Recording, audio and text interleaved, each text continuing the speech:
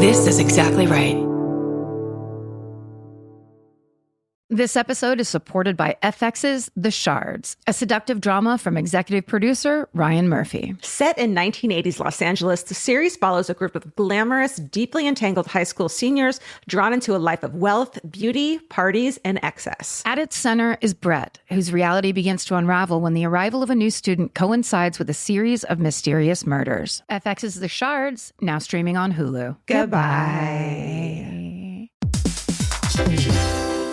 Hey everybody, here's the thing about other home security systems. They're all designed for after the window breaks, after someone's inside, after you get the notification, after the police come. SimpliSafe is the first system designed for before, stopping a break-in before it even begins. That's right. Unlike traditional security systems that only alert you after a break-in is already underway, SimpliSafe is designed to help prevent the crime before it starts. Their cameras can detect suspicious activity at the perimeter and alert live U.S.-based agents. Then SimpliSafe's agents assess the threat, intervene, speak through the camera to scare off the intruders, and call for 911 dispatch. That's right, and SimpliSafe has been protecting your world for 20 years, everybody. So celebrate their anniversary and save 60% on your new SimpliSafe system at simplisafe.com/stuff. That's 60% off, you guys, at simplisafe.com/stuff. Plus, when you order, write in our show name and the How Did You Hear About Us survey to let them know that we sent you.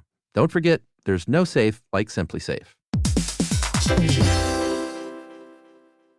Get into the Hyundai Getaway Sales Event and get away with a deal so right, it almost feels wrong. Right now, you can get great deals on Hyundai's most popular models, including the adventure-ready SUVs like the Hyundai Santa Fe or Santa Fe Hybrid and the Tucson or Tucson Hybrid. Plus, there's the bold and stylish Elantra loaded with the latest tech. Or go all-electric with the Ioniq 5 or the Ioniq 9. So get down to your local Hyundai dealer and get away with a deal you'll love during the Hyundai Getaway Sales Event. Visit HyundaiUSA.com for details. Goodbye.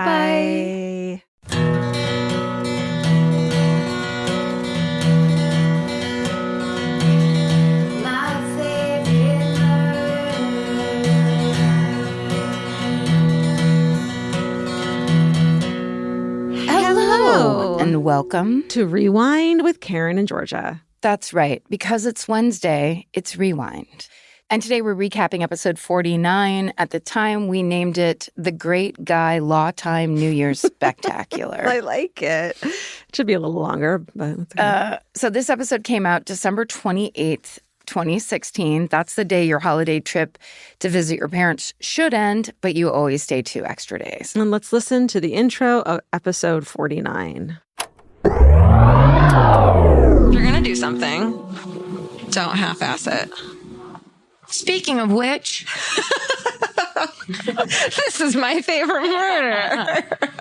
Did you get that, Steven? Are we recording the show? Oh my God. Oh my God. Welcome to My Favorite Murder, end of 2016 episode. This is the end of this fucking shithole of a year. Now, if you had a great year, congratulations. How did you do it? Press stop and go have fun with your... And go fuck yourself. Our new musical. Yeah.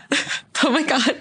Speaking of, did you hear the song that a techno song that a dude made? What? Of our pod? You haven't heard this? No. Oh my God. Of our podcast. Hold on. I feel such guilt for the amount of things people do and make and whatever that I'm always like, oh, I missed that 3 months ago. Well, you're going to die because this is the best thing that's ever happened. Are you ready for this? Yes. Y'all ready for this? Dun, dun, dun, dun. Okay. This is from Alex J. Squire on Twitter. Oh, that name sounds familiar to me. And it's not working. Why isn't it working? There's just a photo of his cat and you press play. This isn't fucking... Okay. Fucking John Wayne Gacy.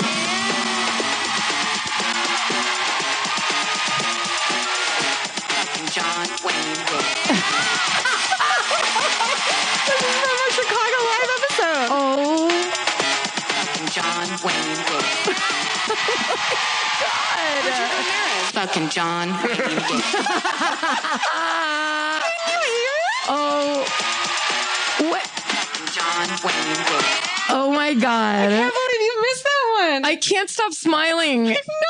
That's That's you announcing at the Chicago Live show who you're doing, and you go, John, and I go, yeah, and it's like this perfect. It just goes and goes like that. Oh, that is. Thank you, Alex J. Squire. Oh my God. Talented motherfucker. Are you friends with Diplo? Because that was incredible. That's the new hit. You're hearing a very familiar laugh. Yes, we can't ignore it. Noticed. A lot of you know and love. That's right. We actually have in our wrap down 2016 holiday spectacular. Anything goes. And who the fuck knows? Our friend and our guest, Mr. Guy Branum. Hello. Good to be here. So excited. I want that track so bad. I have a dance track from the 80s that is Margaret Thatcher speeches. No. Turned into an acid dance song. No. And oh my God. I love this so much. You guys are also astoundingly lucky with your fandom. Oh, for fuck's sake. People say it and you're like, yeah. No. But like, it's crazy. Well, it's weird. It's crazy. The extent to which their response to all of this is, she just described a brutal murder. I need to make this a project. Yes. Well, actually, I have something to surprise you with, Karen. What more? Yes. Because you know me hearing my voice with techno music behind it is like, that made 2017 for me. Totally. So, I mean, this year's a fucking bust, but that you can carry it on to next year. That's right.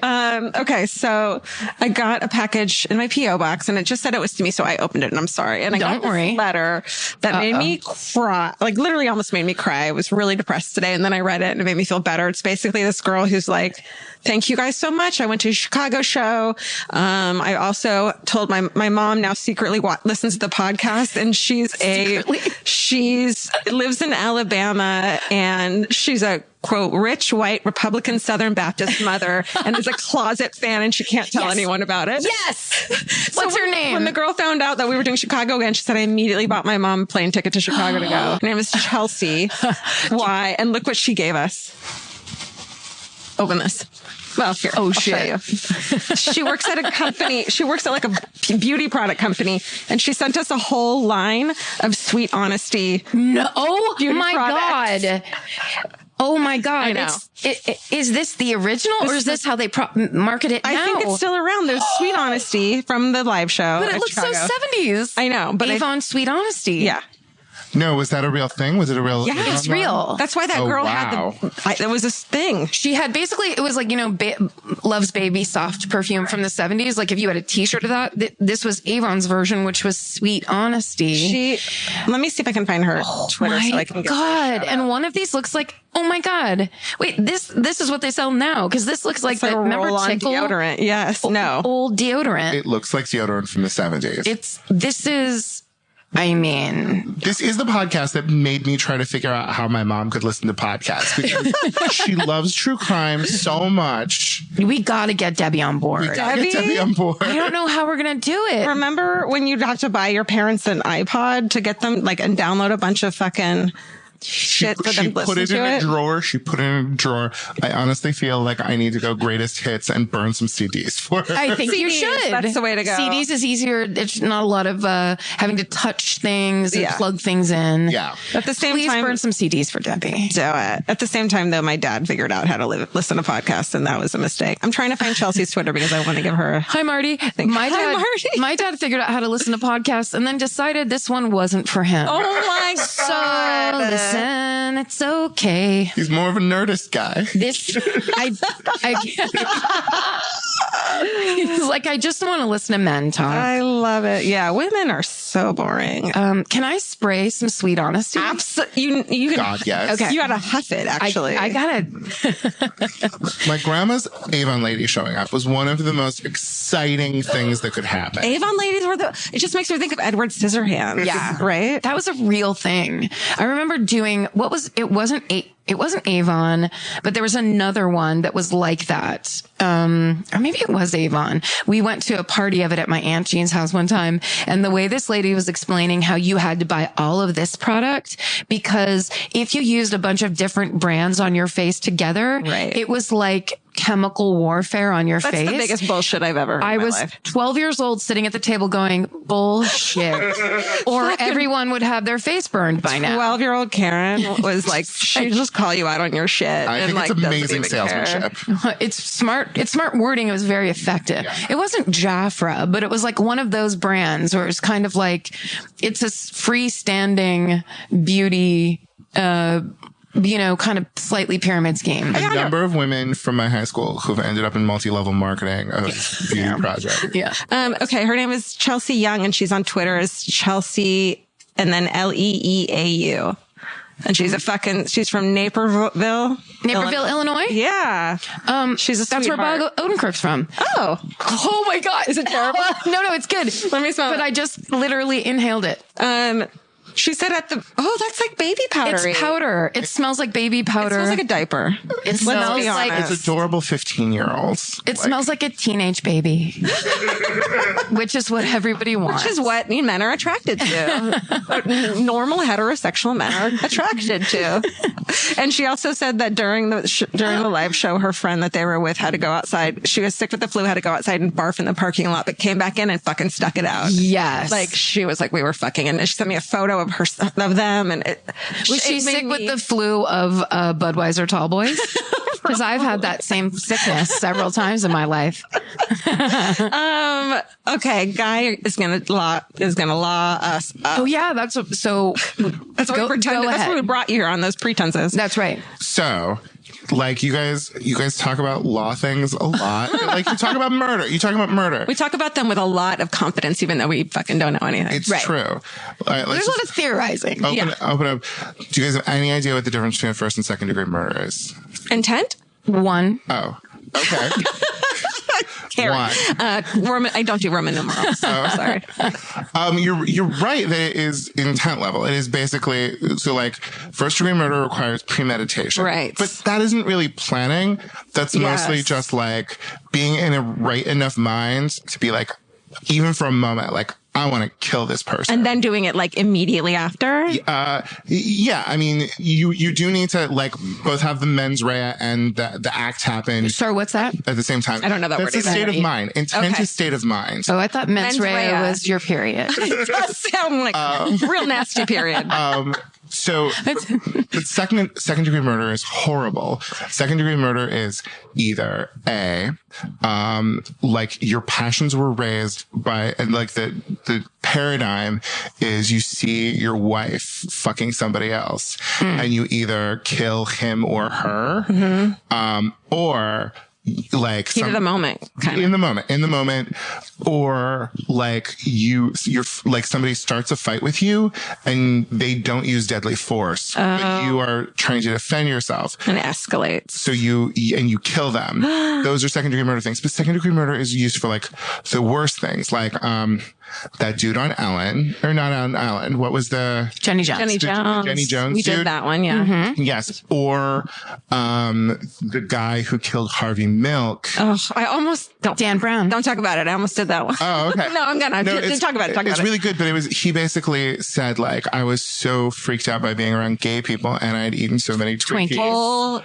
that I wasn't in a right state of mind. And so, okay, he got fired and he got pissed off and came back. So isn't that premeditation though? I mean, it all depends on what the jury believes. And the thing is like the jury is so willing when it comes to like a gay guy hit on me and then I killed him, means you're doing 6 years instead of like I decided to kill some gay guy, which is like 15 to life. Wow. You know, if they can empathize with you, yes, you're better off. And so like second degree murder is this terrible situation where like it's completely screwed over for women, because in the like 70s they tried to sell this idea of battered wife syndrome. The thing is that like Burning Bed, right? Burning Bed. Yeah. What's that? I don't know that. The Farrah Fawcett made-for-TV movie called Burning Bed. But based on a real story. Based on a real story. This woman was so terribly abused. I remember watching it with my mom, and at one point, I mean, it was incredibly graphic, of basically showing what domestic violence really looks like. Yeah. And it's incredibly intense.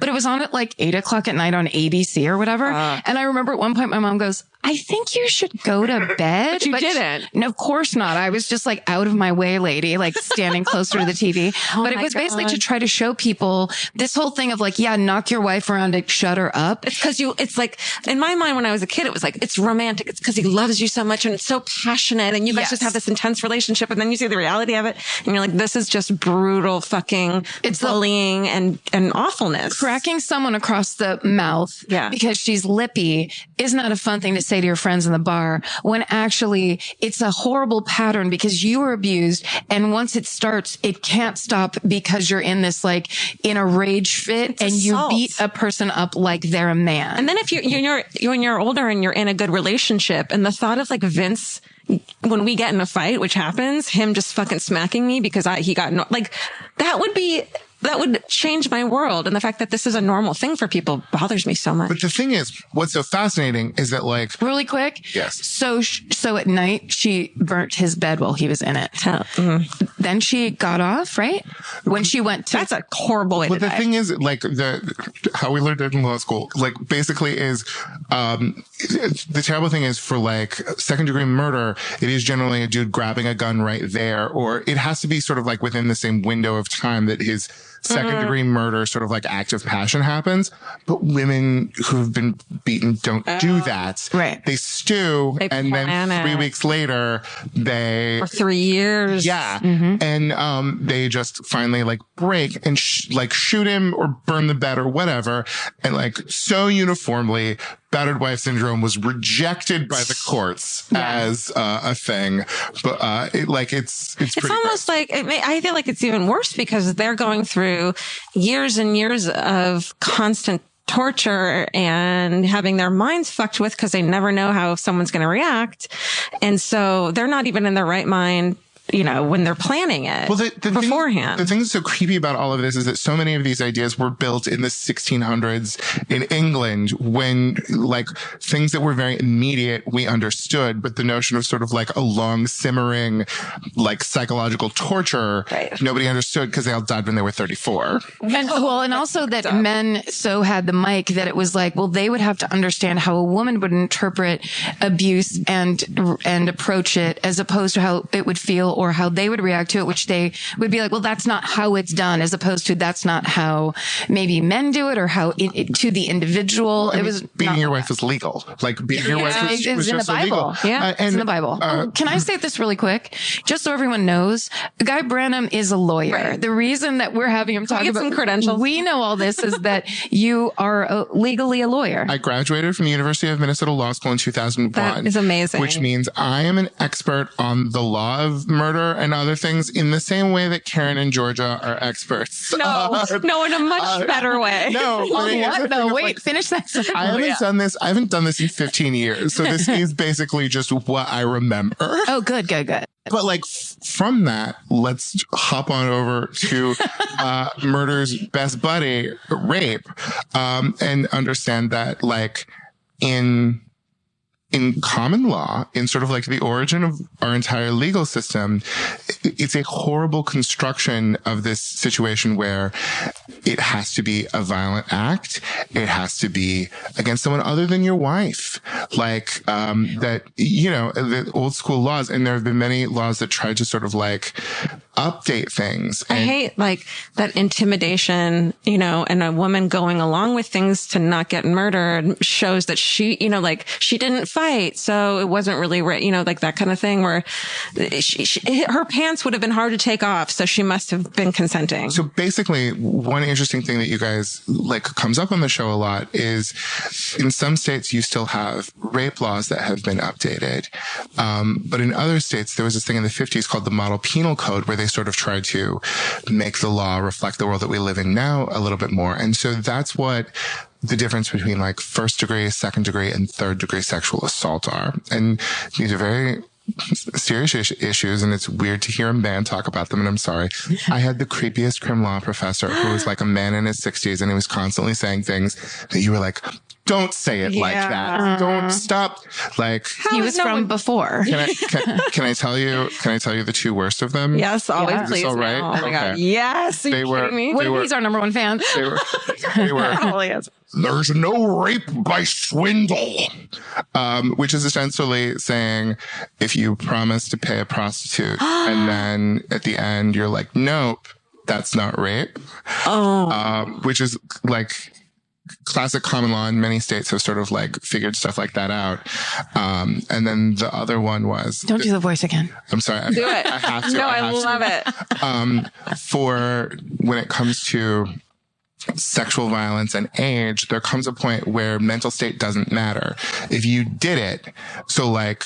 Basically, you can say, but she looked 18. Oh. But you cannot say, but she looked 13, which was the most chilling thing to hear. I don't understand. So wait, so you couldn't say that she looked of age and so you didn't know and so it's not statutory rape? The one thing I should be saying is this man was a leading rape expert. Like he was this old, like 60... In more ways than one. 65-year-old... Slander. White guy He's probably who dead. went to Harvard, was like, had written like several books about it, but was talking about it this way. And it was just like, no, that's what's wrong with the law. Yeah. Is all of these laws were written by that guy. Yeah. We talk about fucking statute. I mean, what comes up, and Karen's always like, stop it, but statute of limitations is just like my biggest...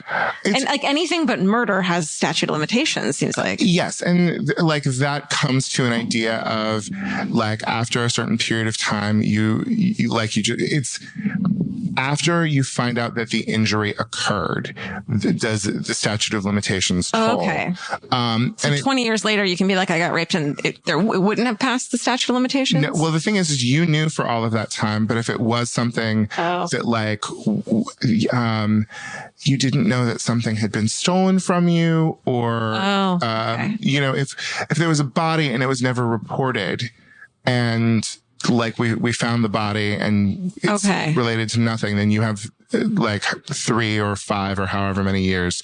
Well, I guess it's murder, so that would doesn't count. Yeah. It just I feel like someday we're all going to be like, the fuck was that about? Like kidnapping? I don't know. All of it. I have a question for you that I've always wondered about myself and what I would do is if you had to go to trial for something big, let's say, would you want a jury or would you just want a judge? Okay. First of all, do you guys understand what the difference between those two things are? Not really. The amount of people and robes. Yeah. So one is a jury and one is a judge. So the thing is, the idea is that in all situations you have a finder of law and a finder of fact. So like, a jury, the finder of law is always the judge because they're official and they know what the law is. And finder of fact, you can either have it be a judge or you can have it be a jury.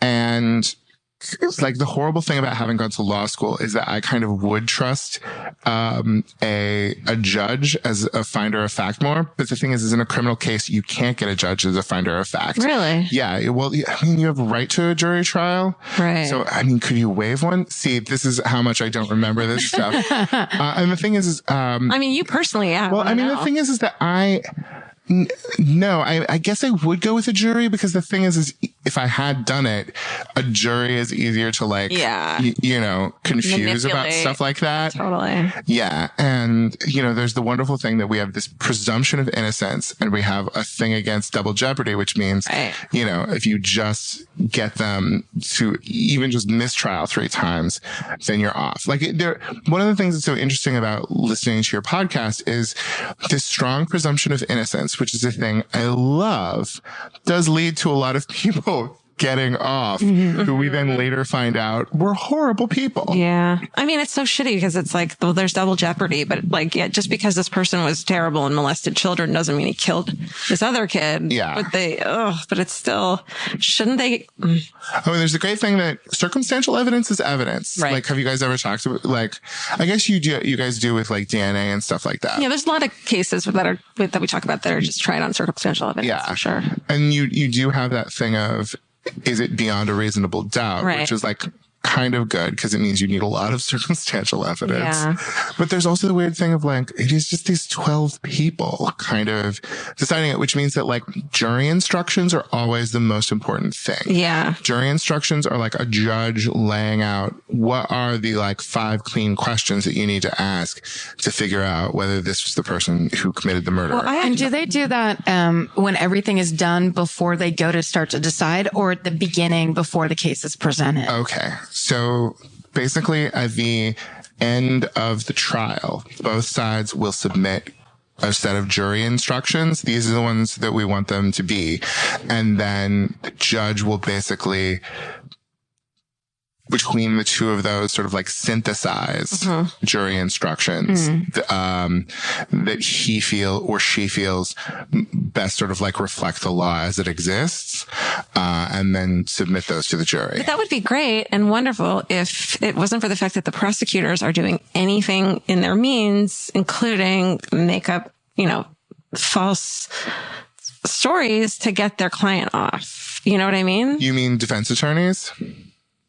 No, the prosecution. I guess both. You said get clients off. I mean, sorry, get their, to either, okay, yeah, the defense to get the clients off, but also the prosecution to get this person charged. And the thing is that in my head, I'm always like the prosecution has such a better position because like before anything else, a DA gets to say, is this person clearly not guilty? Like a DA can totally just say, I'm not going to prosecute him. And like they kind of have the apparatus of the state behind them. And defense attorneys, when it's not People versus O.J. Simpson, like so much of the time are like, they're worse paid. Yeah. Like for everything except for white collar crimes, they are like worse paid and they have like worse support and everything. And I do have more sympathy than I probably should for defense attorneys who are like trying to, like get somebody off through technicalities. Yeah. Like, let's never forget that in the late 1970s, Ruth Bader Ginsburg was going to the South to people who had been convicted by all male juries and had death sentences and stuff and saying, let's reconsider his sentence because there were no women on this jury. Wow. And that's why you guys have to serve jury duty now. I do. Because Ruth Bader Ginsburg made you equal, but in the process kind of got some assholes like a second chance, even though they did what they were convicted for. In my mind, and this might I might be fucking putting my foot in my mouth, but I'm more dubious of the prosecution than I am of the defense. Yeah. I mean, but also defense have so much pushing them to like fight for technicalities. Yeah. Where like, I just feel like. Because they're kind of there to just go, they cut down to the bare bones of like, look, this guy's this and he's going to look guilty. How do I cut down on how guilty he looks and just get the lowest number that we could possibly get? And the thing is like, it is like defense attorneys, like, shouldn't they all be plea bargaining? Like, I just feel like good attorneys in any situation really should be coming to some sort of agreement beforehand, because going to a trial is just chaos. You don't know what those people on that jury are going to say. It's crazy. It's crazy. Crazy. Please, let's never be in that position. You guys, let's do our very best. Okay. Do you want me to answer the question from last week? The key question from last week? Yes. Repeat the question for everyone. Well, it's your question. Okay. My question was, I said life imprisonment. A sentence of life imprisonment isn't life in prison. Right? Well, it came out first, not to be argumentative. Yeah. The first thing you said was life in prison means 10 years. Well, yeah. Which is when I said you're full of shit. I didn't mean 10 years exactly, but yes, I meant life in prison can mean. That's how we started talking about it. Where we're like, and then I was like, what the fuck is going on? In the 1970s, Georgia comes close to being true. Like, really?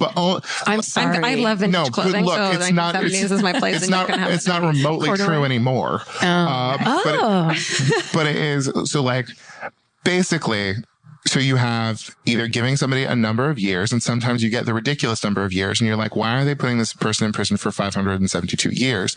And that is because they have committed a bunch of crimes, but of a sort that life imprisonment is not an option, and they're trying to put the person in prison. And then there's regular life in prison and life in prison without parole. And regular life in prison in like the 70s, it used to be that like, after as little as like 4 or 5 years, you could be up for parole. Which why use the word life? Right. That's like a time in prison. It's ridiculous. Yes.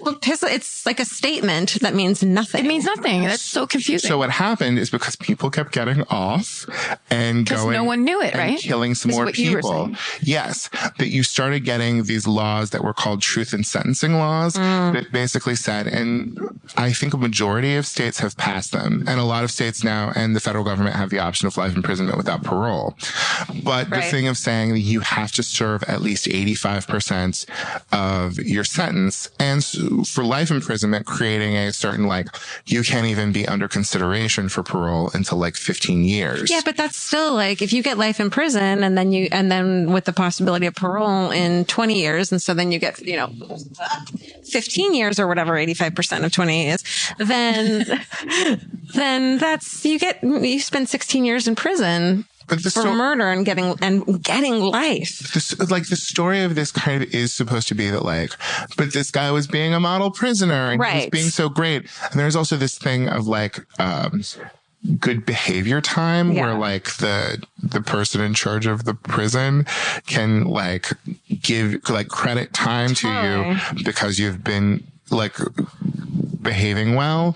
But that is that thing of like, is prison reflective of how you're going to behave in real life? No. I mean, of course not. And we're getting back into the Mary Vincent case. Yeah. Where that's what happened to the man who attacked her and viciously maimed her, where he was so good in prison that I can't remember his first crime, whatever it was. It was probably murdering a woman or something. He spent 4 years in jail and then got out to a lot of these almost kill her. But let's talk about the awesome and cool ways that you can punish people for being assholes. Okay. So Georgia and I are this is right up your alley. Georgia and I are getting more champagne in us. So this conversation, do it. Let's hope, is getting smoother. Let's do it. Okay. So first of all, let's just go back to, what does it take to make a murder? What do you think it takes to make a murder? We already talked about the dark intent. A knife. Oh, you make your fucking joke about the dark. But let me tell you, for burglary and arson, at common law, they had to happen at night. What? If you just broke into someone's house. What does that mean at common law? Yeah. Common law means the way that like the law originated in England way, way back when, but was still the valid law in the United States until like in places the 20th century. We didn't change shit because we were stupid. They had to change shit because we were stupid. But like in the same kind of olden times where you could not legally be considered to have raped your wife, if you set somebody's house on fire in the daytime, you were fine. That's my God. The best. And what? They said it was a mistake or something? Or like... The thing is that all of this... You weren't being sneaky? All of it, yes. It was just like... Well, the dude who owned the house really should have been watching it better now, shouldn't he? Because neighbors are assholes. Yeah, that's right. And so that's all the law that just exists without us doing any work about it. And then eventually, like, state legislatures had to come along and be like, well, we should do something about this because they keep stealing during the daytime. And everyone's like, but it's tradition, and this is how they did it. But there's lights at night now that it's 1984. Okay. What else do you need? Like, what else do you need for murder? Intent. So we said intent. Shit. What Don't else? fucking steal my answer. Did you say intent? Yes. Intent? To kill somebody? Okay. That's another thing. Okay, this is the thing we talk about a lot, is I think it's fucking insane that attempted murder isn't tried as murder. Okay, that's what we're getting towards. I was just listening to an episode where you were ranting about that, and so I don't rant. So I was talking about that. That's hilarious. So basically, there are 3 kinds of crimes where you don't have to do the act. So the thing is that like the thing that makes murder is that you commit an act, a violent act that deprives someone of their life. Right. And the magic is the difference between depriving someone of their life and not is huge. Wow. I could punch the shit out of Steven right now. No. And if he survived, then that would just be battery and assault. And I would go to jail for 6 months. Is that because they can't prove your intent? Or even if you... No, the thing is, it requires the same intent. Intent doesn't mean I want to kill Steven. If the exact same punch, that is just fuck that dude. Yeah. Punch. And he's still alive afterwards. That's battery. And maybe go to jail for 3 to 6 months or something. The exact same punch. If they call it the, was it glass victim or something? Delicate Steven syndrome? Delicate Steven syndrome. Under Delicate Steven syndrome, and he goes down and he's dead, I go to jail for 15 years to life. Yeah. It is just... Just because Steven's face couldn't take it? Yes. It is just that much of a difference. Steven. Just because he loves cats? Just because his mustache didn't reflect the fucking punch? And it's a little bit crazy. And an attempted murder basically just comes down to attempted murder is something you just kind of tack on top of the fact that it was fundamentally just a battery. Well, but what if you shoot someone in the head and they survive? Or what if you fucking stab someone and leave them for dead and they survive? Well, I mean, the thing is that it is the interesting, you have to suss into a person's head that it was actual attempted murder as opposed to just a battery. And they can probably sue you for a lot of money. Can we have a point where if you put something killy in someone's body, you're murdering. That is aggravated battery. Use of, putting something killy, is actually a legal concept. And it's the difference between first degree sexual assault and second degree sexual assault in a lot of states is did you use a killy thing when you were raping her? Or in some cases, the difference is between intercourse and just sort of forced sexual assault when the person... All of the other things that when consensual are fun, but not sex. If we say that, we're going to get in trouble for, so let's not say it. Okay. Yes. Right. Terrible. You mean what you just said? What? No, I think I agree. Yeah. No. No, I just mean explaining what the difference is going to piss someone off because it's such a fucking... It's so... Okay. Yes. Anyways. We're just talking about the facts of what it is. Okay. It's not a joke. So the point is that my intent doesn't matter. My specific intent to kill doesn't matter nearly as much as what happens to Steven. And so with attempted murder, it is just the fact that at the end of the day, Steven's alive, can go to law school one day, maybe, just really make something of himself. So there are finally. No, Steven, you're fucking, you're doing really well. 2 other inchoate crimes. That is, they're not complete. There is an act in them, but not all of the act. All of the act would mean end up dead. Yes. Okay. They're called solicitation and conspiracy. Ooh, I like these. What do you think those things are? Selling is solicitation. Okay. Selling your body. Solicitation, I think, is trying to get someone to kill someone else. Yes. Fuck. Yeah, dude. You're it's 5-0 right now. It's almost like I just watch TV all day and read fucking murders all night, which I do. The thing about solicitation that's wonderful is, so all you need is the intent to want that crime to occur and an act to get somebody else to do it. And you are at that point guilty. The crime that comes, or the sentence that comes with solicitation is the same as murder. It's completely the same as murder. So if you accidentally ask an undercover cop to kill your husband, it's you killed your husband. But what do you mean about accidentally? You undercover cop. Okay. The undercover cop was the accident. You tripped upon a fucking cop in uniform. You fell down into a cop's ear. Kill me. But the thing is, if you said God, I'd love it if Vince weren't around tomorrow. No. You didn't have intent at that time. Okay. So, but if you went to an undercover cop and was look, Vince has been the worst, and you wanted it and meant it, then yes, you're going to jail for exactly as much as if you had attempted to murder Vince. Yes. Erin has her hand raised. I have my hand up. Shit. Oh, so does that mean that when you catch a person on tape, if someone calls someone, it's over? It always seems in, Forensic Files in 2020, it's the second you make that deal on a phone call. So the act, in a murder, the act is putting the stabby thing in. Yeah. But in solicitation, the act is just the call. And the thing is at that moment, it's enough, and you are an attempted murderer. And if the other person did end up murdering the person, you're a murderer at that point in time. Oh, you're the murderer, even if you didn't commit the act. The thing is you're guilty of solicitation of murder, which carries the same punishment as murder. Interesting. Now, what do you think conspiracy is? Conspiracy to commit murder is planning it, but without a hitman? None of these like solicitation. More of a DIY thing? Yeah. The thing is if you knew that Karen was going to try Everyone is getting hurt in this podcast. Not in real life. If you knew that Karen was going to try to kill me and you helped her plan it and figure it out, and basically sort of like conversations that are like in the direction of that happening, that conversation is enough that when Karen kills me, you are all guilty of conspiracy of murder. And I can say that, well, I thought she was kidding. I didn't think she was serious. And it's for a jury to decide. Right. The thing is it is for the judge to say, if she thought she was kidding legitimately, that's not conspiracy for murder. Is it admissible? And it's it's not a question of admissibility. It is a question of just like legally, that's a mistake that absolves you of your mens rea, your mind state, your intent. There's my word again.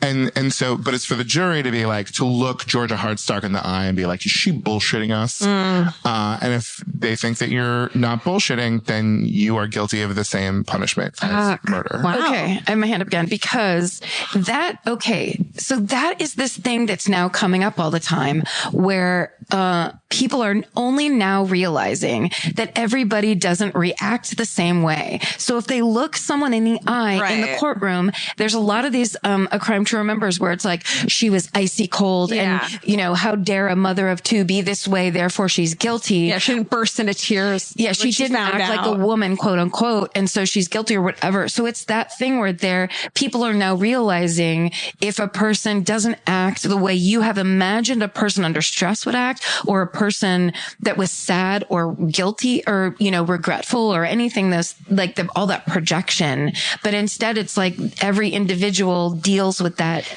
and situation don't you differently. When I watch confession or when I watch interview or, what's it called when you talk to a perpetrator, you mean in court? No, in like the police room. Interrogation. Thank you. I'm like trying to study that person and every single thing they say, but you just can't fucking know. No. And we're back. I had forgotten about this episode and I love it so much. It was great. Such a great little segment. And we always talked about doing it more and never did. Yeah. Should we talk about why we did it? Yeah. So I was working on Talk Show, the Game Show, which is Guy Branum, who is our guest for this entire hour. He was the host of that show, and I was the head writer at the time, and I was on it. And I was trying to finish the story I was doing that week. I wish I could remember it. I won't be able to. But I just couldn't finish it because I did work. And so I called you, and I was like, yeah, I don't know what to tell you, but I didn't finish my story. And I was like, well, I simply don't have a story to do, so I can't do that. And we went back and forth. I remember walking up and down the alleyway outside of the writer's room. And then I was like, okay, hold on, give me 1 second. And then I went inside and I was like, hey, look, we're fucked. Can you please come and be on the show? And Guy's like, yeah, I'll do that. I'm like, really? Because he listened too. He was a big fan. He talked about it all the time. Yeah. And if we talked about stuff that was like, why did they do it this way or that way? Very clueless. He would always tell me at work. Yeah. So I was like, wait a second. I think I can make up for the fact that I didn't do my homework. Yeah. Get something going so we're still recording and it's not like a waste of time. Yeah. And then it turned out to be like this Band-Aid that was like one of the best episodes we've ever done. Yeah, it was so good. He really fucking killed it. And it was very nice of him to come on. There are a couple stories that we mention in this episode that we end up covering. So Guy brings up the Jenny Jones murder case of Scott Amadure, which I cover in episode 40. Squad Gourds. And then you mentioned the burning bed story that made for TV movie, the story of Francine Hughes, and you covered that recently in episode 465. You're Kidding Yourself, Supped is what it's called. So you can check those out. Just kind of like a nice little teaser that we didn't even know he would do. That's right, because all of these stories are kind of hanging in the air around us. And it's like that, I remember when I was this many years old and saw this on TV inappropriately, and it stayed with me forever. He knew all the answers. It was very nice. All right, so should we get into some more of it? Let's get into the second part of this law episode. This podcast is brought to you by Squarespace. Every successful small business starts with someone saying, I wonder if people would actually buy this. Squarespace gives you everything you need to find out. From consultations to events and experiences, you can showcase your skills with a customizable website designed to attract clients and grow your business. With Squarespace's collection of cutting-edge design tools, anyone can build a beautiful, professional online presence that perfectly fits their brand or business. Get paid on time with professional invoices and online payments. Plus, streamline your workflow with built-in appointment scheduling and email marketing tools. Head to squarespace.com/murder for a free trial. And when you're ready to launch, use offer code MURDER to save 10% off your first purchase of a website or domain. Goodbye. This episode is supported by FX's The Shards, a seductive drama from executive producer Ryan Murphy. Set in 1980s Los Angeles, the series follows a group of glamorous, deeply entangled high school seniors drawn into a life of wealth, beauty, parties, and excess. At its center is Brett, whose reality begins to unravel when the arrival of a new student coincides with a series of mysterious murders. FX's The Shards, now streaming on Hulu. Goodbye.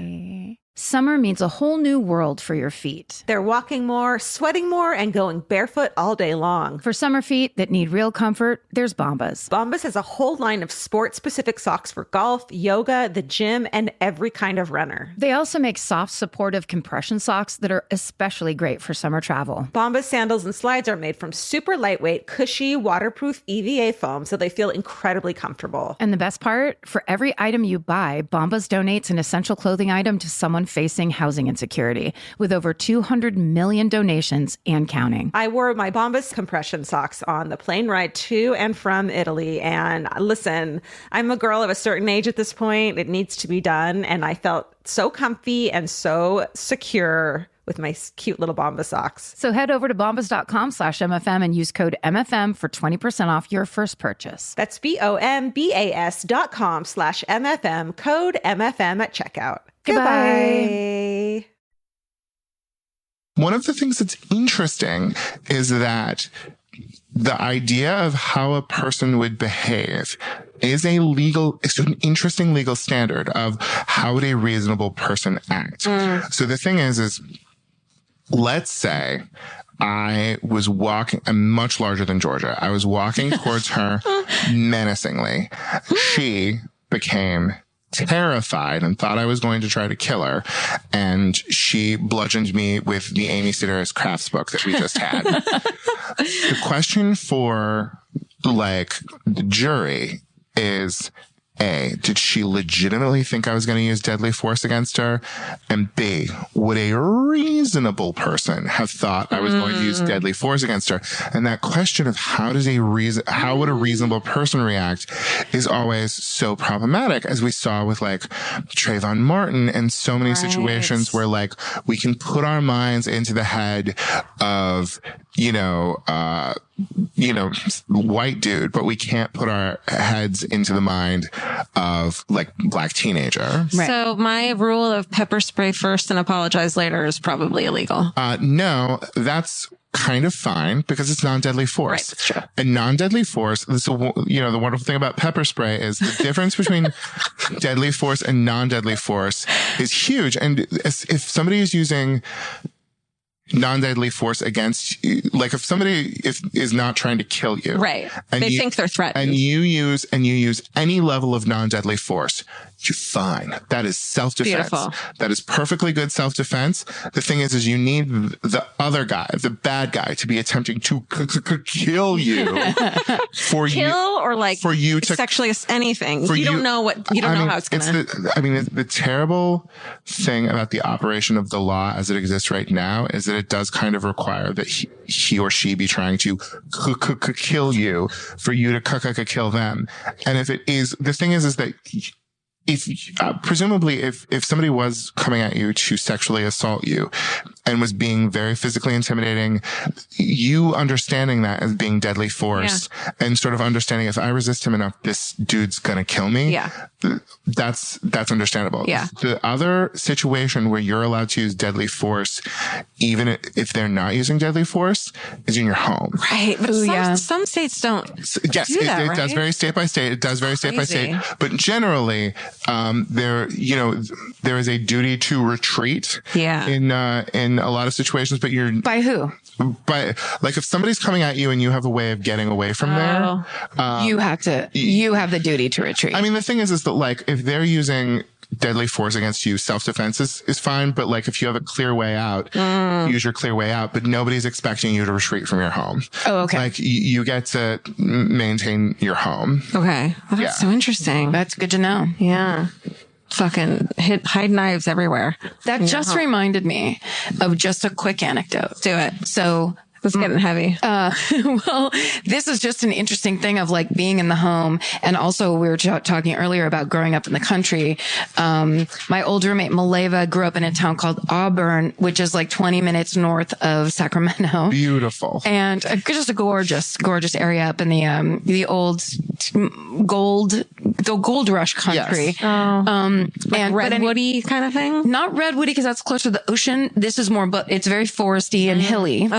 And just a lot of houses. Every house is 5 miles away from the other house. No. There's no such thing as real neighbors. I don't think I've ever not shared a wall with a neighbor. That scares me. This might really make you uncomfortable. Okay, tell me. Because so one night, and they all grew up like that. And my friend Maleva told me the story that she, one of her friends, was home alone as a teenager and got up to go to the bathroom in the middle of the night, and her parents were like away for the weekend, and she stepped into the dark hallway and there was a man standing at the other end of the hallway. So she just started making the weirdest noise that she possibly could. On purpose? Yes. Like, cause she just was like, it was just an instantaneous decision where she's like totally alone. Wherever the gun is, she's nowhere near it. Shit. Blah, blah, blah, whatever. So she just started like being crazy creepy, and it freaked this guy out and he ran out of the house. Fuck yeah. That's so smart. Isn't that amazing? That's so smart because I have this big fear that I'm going to get attacked one day. And when you're so freaked out, you can't scream. Yes. Which I know happens a lot in dreams, but it actually happens when you just try to scream and your voice is gone because you're so scared. Yes. Like I'm so terrified that that's going to happen whenever I read a murder story where the woman just starts screaming. I'm so impressed by that. Right. So I think those instincts are just like, and to do that is so impressive. It's crazy. And I think it was her following her instinct. And it's also like when Maleva made the noise for me, I was like, stop making that noise. It's really weird, guttural. It was almost like it being an animal, but it was almost like she's like, I'm an animal that might attack you. Yeah. And chances are when you think about stuff like that, there's probably a drug addict, like a local drug addict that was just trying to get something he could sell for money for drugs. And so he's just like, I'll just break into this dark house and I'll get this thing and get out. So he's probably high anyway. And then seeing some weird thing at the end of the hallway making that noise, like he probably stopped burgling, I like to think. Having the peace of mind when you're in like probably the most scared situation you're ever going to be in, to play on the other person's sense of fear is like, it's just so self-possessed. It's a very good idea. What are other ways we can do that? Well, like sometimes when I walk the dogs and I'm scared at night because I'm walking them in the dark, and I'll like pass a house and then I'll look into the window and I can see people, and then I'm like, oh, maybe I'm the creep.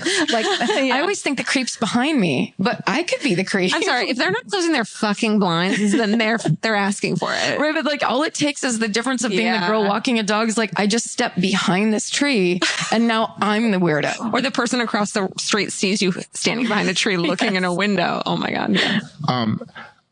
On a slightly related note. Yes.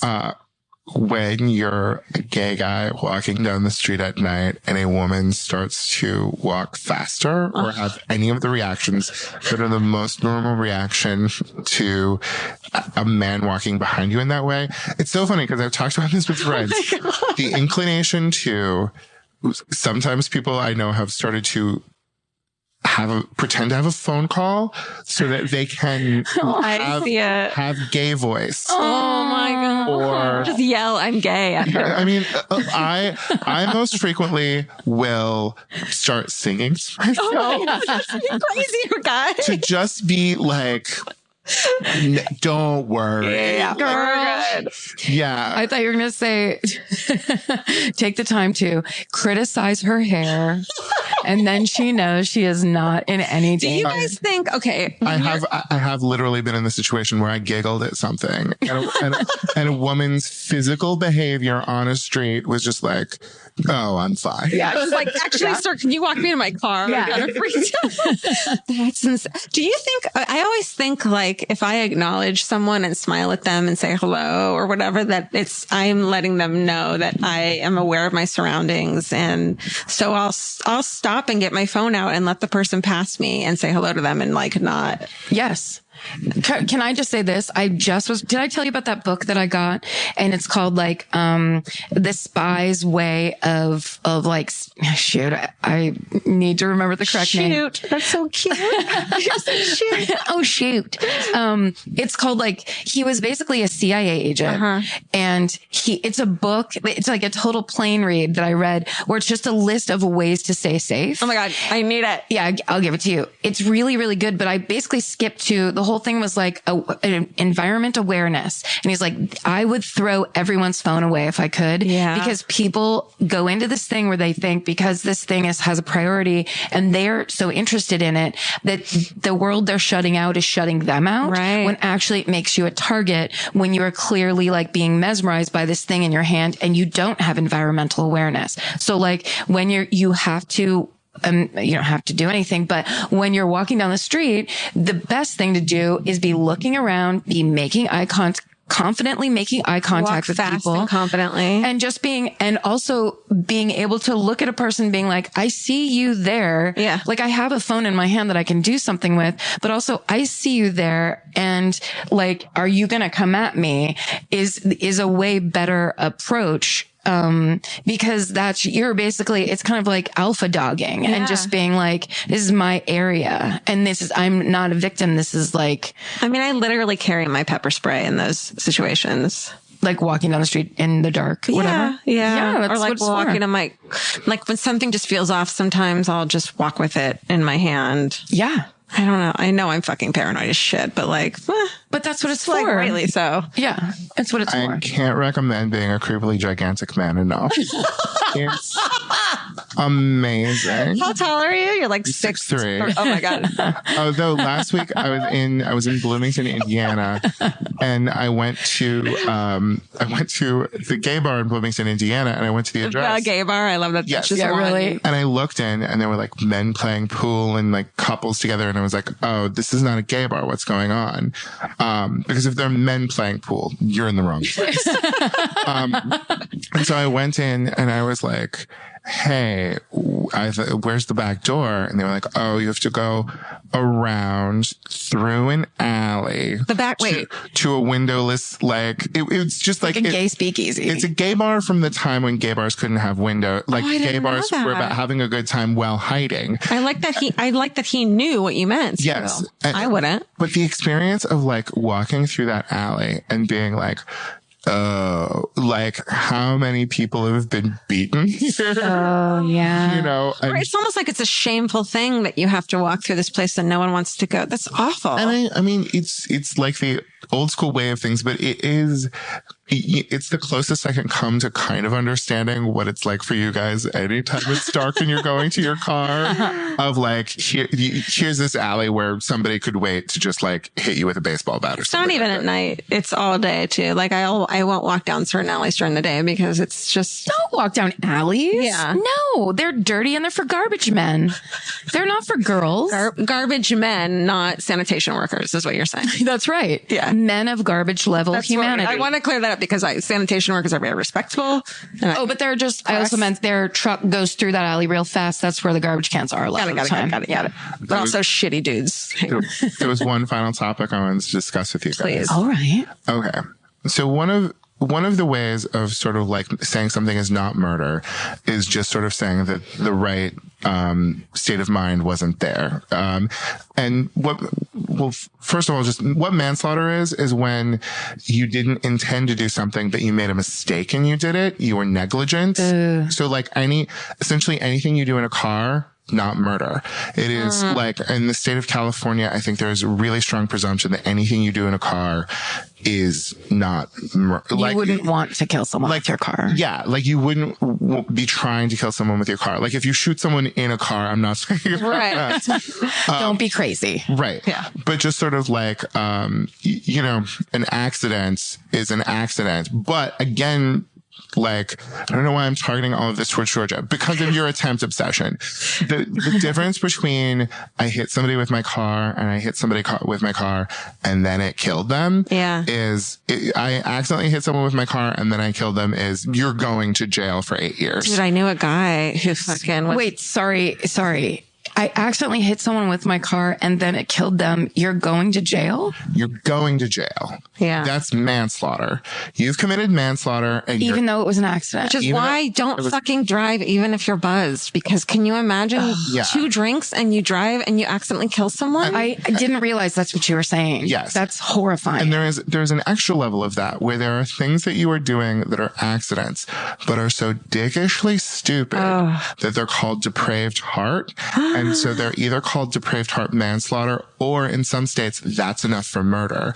That like... I think I know a dude that happened to. What's the example though? I went out onto my balcony and I shot my machine gun just into space because I thought it was hilarious. I just drove my car into a farmer's market because I thought it would be funny. Ooh. Like... Who doesn't? No idea. That's not the funny same thing at all. Well, I know it because I know a dude, he was fucking high on meth. There was fucking traffic on the freeway and he decides to fucking gun it in the not next to the fast lane, like the pull-off lane. Mm-hmm. Some fucking people had broken down in that lane and he comes around a curve and hits them and they fucking... I cannot... It's been 15 years and that's completely depraved heart. And it's that thing... It's horrifying. Yeah, he went to prison for a long time. The very interesting thing that for a long time, I got so drunk or I got so stoned just meant that you had been negligent and not that you had intent. But like if you were... does that make sense? So does it now mean that? Like basically it would now probably be construed as depraved heart. Like you got yourself into a situation where you knew it was possible that you might drive into somebody like that. Well, that's that thing where like I think we all lived through the time where we watched drunk driving become a bad thing. Yes. Which is hilariously insane now. But like it was when I was 10 or 12 years old. I remember I think it was a made for TV movie where like, and it's a true story of the drunk driver who had been arrested for drunk driving 8 times. What? And then he does it. It's the 9th, but never went to jail. It was like, here's your ticket. He comes over the hill. It's the story of the woman who founded Mothers Against Drunk Driving. I remember that TV movie. Her kid's walking in the middle of the street over a hill. No. He's drunk. He plows down 2 girls, I think.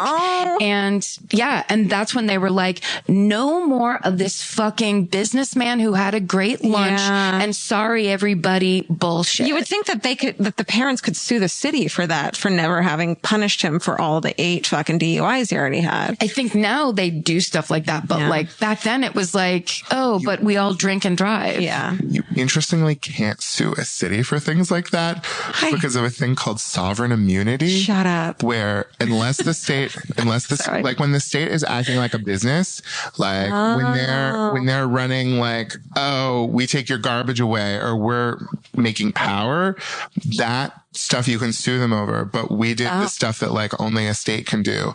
Like we criminally prosecute, like we failed at prosecuting them or whatever. It's like you treat them the same way you would the king of just like, no, they're fine. Fucking police state, motherfucker. What's interesting? No, I'm kidding. For or against? I mean, I think we're fine right now. I mean, and we are cruising towards a police state in the near future. In 2017, we're fucked. Let's work against is what we're saying. Interesting as the first, like, as we get more texting while driving. The thing is, it's like texting while driving, probably negligent. Driving while watching Real Housewives of Beverly Hills on your phone. Depraved. Who does that? I feel like watching Real Housewives of Beverly Hills is depraved heart anyway. It took me too long to say that. No, it's good though. Thank you. Can you think of any other way of getting rid of somebody's state of mind. First of all, you're the best teacher I've ever had. I know, this is fun. I hate being asked questions. I'm so sorry that I'm being so lost. But you're the one, you know all the answers. No, this is the best. Brat. What can we think of another way of like obviating the you can't say words like that. Of sort of removing the state of mind as one of the elements. Drugs? Elements. Same thing as drugs is basically the sort of lowering it to negligence the way that we talked before. Mentally incapacitated. Except I said mentally capacitated. What's mentally capacitated about? Not me. There are... Okay, so there are cool defenses. Like self-defense is a great defense, but there are cool defenses like duress. Duress. I'm always under duress. Yes. He had my child, and he told me the only way he would let my child out is if, I shot this person. Does that work for cats too? Because I would fucking kill a bitch if they had my cat. Okay, based on the things that I have told you, what do you think the standard would be? What's the standard again? Based on the things you've told us. Based on the things. Karen and I are great students. I flunked out of a state school. I went to community college and just fucking mid-class. How do we determine whether is threatening a cat enough for it to be duress on Georgia Hardstark? Oh, because I'm in love and you can tell. If you have an Instagram and there's photos of this thing on it, then you can fucking kill someone. If she cradles the cat like a baby every night. Okay. So that is proof that Georgia actually felt like that would be terrible. Yes. But you also have to ask. So I can do it? No, you also have to ask would a reasonable person kill the Secretary of the Interior to save their cat? I would do it. Just someone go ahead and say, this is going to be my trial. But the other more interesting thing is like mental state. And so I just wanted to talk about a little bit about not guilty by reason of insanity. How much does that actually come up in these horrible, horrible people that you guys discuss? Well, the things I've been learning and reading about is that a lot of people try it and it's really easy to it's really easy to disprove it. And the reality is it's really fucking hard to prove it. And it's always an extreme case now. You can't just... It's not as easy as people think it's going to be. It's the guy that, in Canada, I believe Winnipeg, took the machete to the other guy's head on the bus. The province of Winnipeg. Oh, Jesus. The cannibal episode? No, Winnipeg is a city. I was making fun of you. Don't do that. Is Winnipeg in Manitoba? Yes, it is. Is this the cannibal episode? No, not cannibal. It's just the guy that went crazy on the Greyhound bus. Remember? And he killed the guy sitting next to him and then just went crazy. But didn't he eat a little bit of him? Yes, you're right. We had a cannibal episode when we were pretending to do themes. That's right. He ended up, it was by reason of insanity because he was, I believe, schizophrenic, but not taking his medication because it was like his family was basically judging him for being schizophrenic. Like, you can't be crazy. But based on that though, like if you're schizophrenic and you stop taking your meds, aren't you responsible for that? Like, you can't just stop taking your meds and kill someone. All right. Tell us everything. Fascinating question. This is a 32-part question. It's been super hard. Also, have you guys done the Florida kid who ate the people in the garage yet? Bath salts? I believe it was bath salts. Ate the face? Or was he on steroids? I don't know. This guy ate the face on a highway, right? He ate it in a garage. It may have been bath salts, but there's footage of him walking out of an Applebee's looking really weird. No. I mean, who doesn't look weird when they walk out of an Applebee's? It took me too long to say that. Save it for year 15. Anyway, so basically there have been like a couple of big theories about how do we figure out, is this person crazy enough? And the first one started when a guy tried to kill the Prime Minister of Britain, and it's called the McNaughton rule, which was the rule for like a really long time. And that comes down to, could they not tell the difference between right and wrong? Right. Mm-hmm. Which is like, that's sort of like the classic question. And it's also so weirdly subjective. Yeah. And like in the 60s, we started moving towards this new thing called the Durham test, which was trying to be cool and scientific and more understanding of things. And the question was this a result of your mental illness? Was the act a result of your mental illness? And then the president got shot. Oh, right. And, Remember that? And for Jodie Foster. Yes. Yeah. And what's his name said, not reasoned by guilty of insanity. And under the Durham test, he was judged not guilty by reason of insanity. And then every fucking state came back and passed laws that were like, fuck you, Durham test. And so, like some of them went back to the McNaughton rule. Some of them went in the direction of this thing called the irresistible impulse test. That sounds like a new Avon perfume. Which is irresistible. It's kind of fruity, with a stinks of bullshit. punch of blood. Irresistible impulse is kind of that guy. Like the question is just, the classic question is, if there was a police officer standing by your elbow, would you still do it? And like Manitoba bus guy just feels like, yeah. No, he absolutely was convinced that guy was like had a demon inside of him and he had to kill him. That's a really great question. Yeah.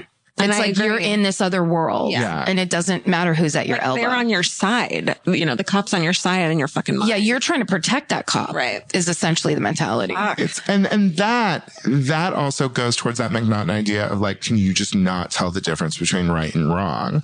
But it's like, like, you know, you got molested as a kid, and so you think that's okay, and you molest your kid.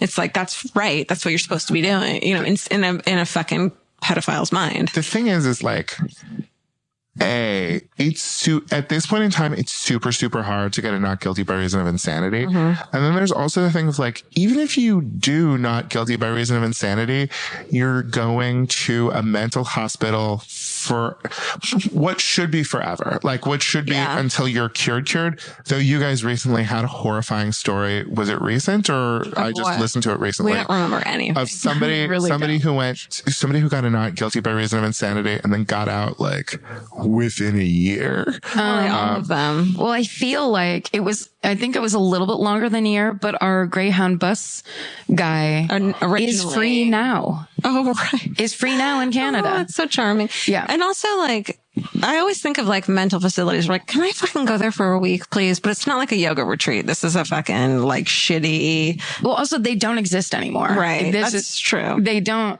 A friend of mine went to a women's jail in Japan. Oh my God. I always just imagine that as the most amazing spa. I just imagine. Was it all Hello Kitty stuff? Like fish and rice 3 times a day. Oh my God. Light exercise. Like quiet. Taupe linen clothing. Very quiet. Shiseido facial bar. Oh my God. There's a lot of exfoliating and gorgeous skin. Oh, the hair is just luscious. Poor dicks. But it's so small. It's like a small cube. Yeah, I mean, like my mom was a psychiatric nurse, a head nurse at a mental hospital. And when Proposition 13 passed, they closed most of the mental health facilities in California.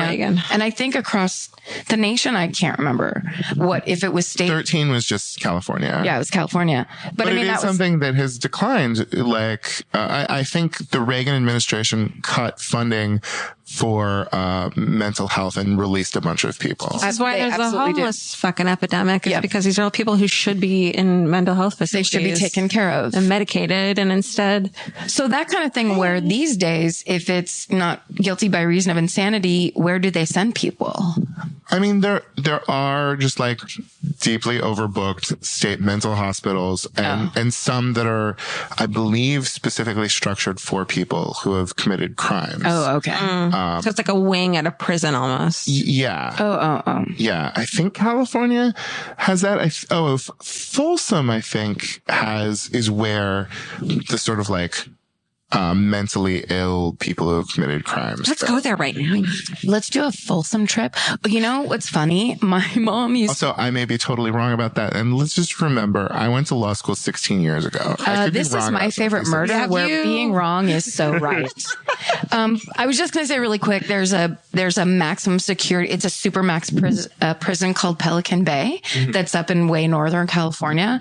And my mom used to go with her friend, Mrs. Manwiller. I can't remember her first name. because Mrs. Manwiller was the kind of nurse, I think she was also a psychiatric nurse, and she would go there and give like tests to the residents for some reason. I can't remember what she was doing. Oh my God, I want to talk to her so bad. My mom would just go along and stay at the hotel, like read a book, and then they would like go to a fun dinner. Or I'm like, you're intentionally going to Pelican Bay, where like it's basically all about this super max prison. It's where they put her vacay. It was her vacay. That's right. And she was like, oh, of course I'll go. I'll just go up there with her. They have this great Italian place. And meanwhile, inside the prison are like all the Hannibal Lecters of like California. Oh my God, I wanted to. But she didn't have to deal with you and your sister for a night. So true. So true. When I was in law school in Minnesota, they like took us to go see the prisons. And it's a weird thing of like, I'm from California where we have we just have so many of these things.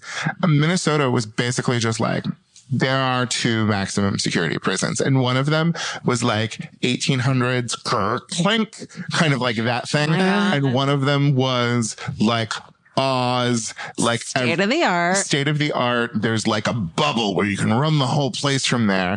And they were making like kindergarten mats. That was the thing that they did, was they made little mats for kindergartners. Jesus. Oh, nice. And it was, terrifying. It was legit terrifying to see what life there would be like. Well, we talked about this when we were both watching the night of.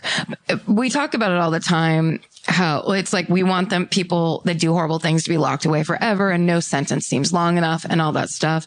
Then you watch the night of and you're like 4 minutes as a prisoner inside of any of those places is an absolute horror show nightmare. Like then you start it makes me think about it, the complexity of when you get, when you actually get found guilty for a crime like that and you go away for 11 years because you did this thing and you literally are delivered into the bowels of hell and hopefully you stay alive.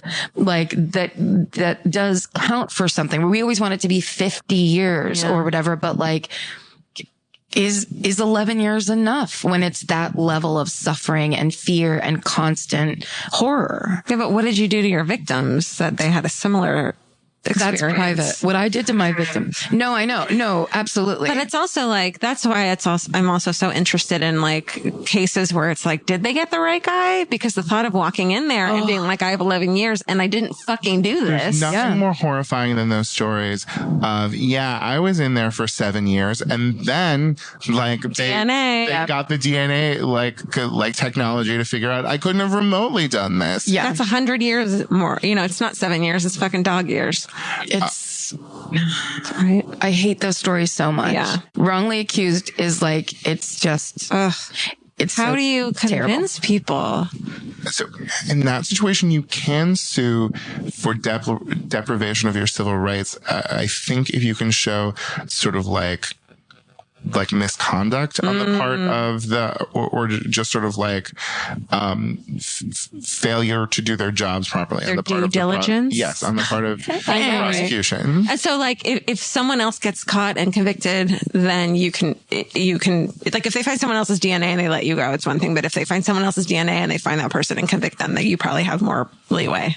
Well, what you would do is if they find DNA that relates to your case, then there's a thing called a habeas corpus act where... Is it like Menses?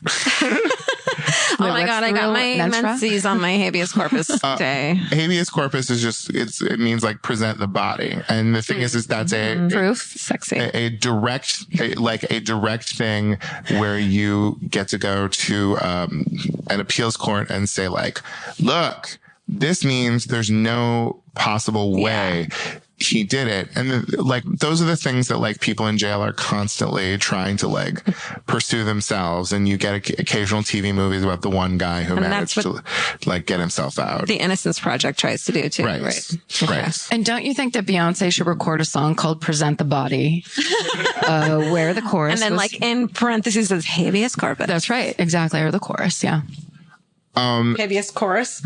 So you should be, if there is DNA evidence of that sort, you should be doing a better job of getting yourself out there than the state is doing of prosecuting somebody else. Like it's on you. It's on you, but also it should be able to happen quicker, I would think, than the state going and trying to get that other person. From jail? We're saying there's an innocent person in jail. Yeah. And there is a person out there who actually committed the crime that, like, the minute they find the DNA that couldn't possibly be yours, then your lawyer can file a habeas corpus and, the police will be, or whoever it is and the DNA experts will all be like, nope. And you can get that done. And it seems like finding the person and all of that who actually did it would be a longer process than the habeas corpus. Okay. I don't understand. That's a lot. I don't know that I understand. You sounded real smart just now. Or sorry, are you just saying, as opposed to finding the guilty man, it's just proving it's not you? It's just proving it's not you. Okay. Got it. And like, it was just that, George's question was like, basically, can there be two people in jail for the same murder at the same time? And kind of no. Oh, got it. Unless they were like collaborated on it. Oh, what about the guy who eventually got prosecuted by the army? Oh, yeah. Did you hear that one? No. That's the crazy, when we start talking about double jeopardy.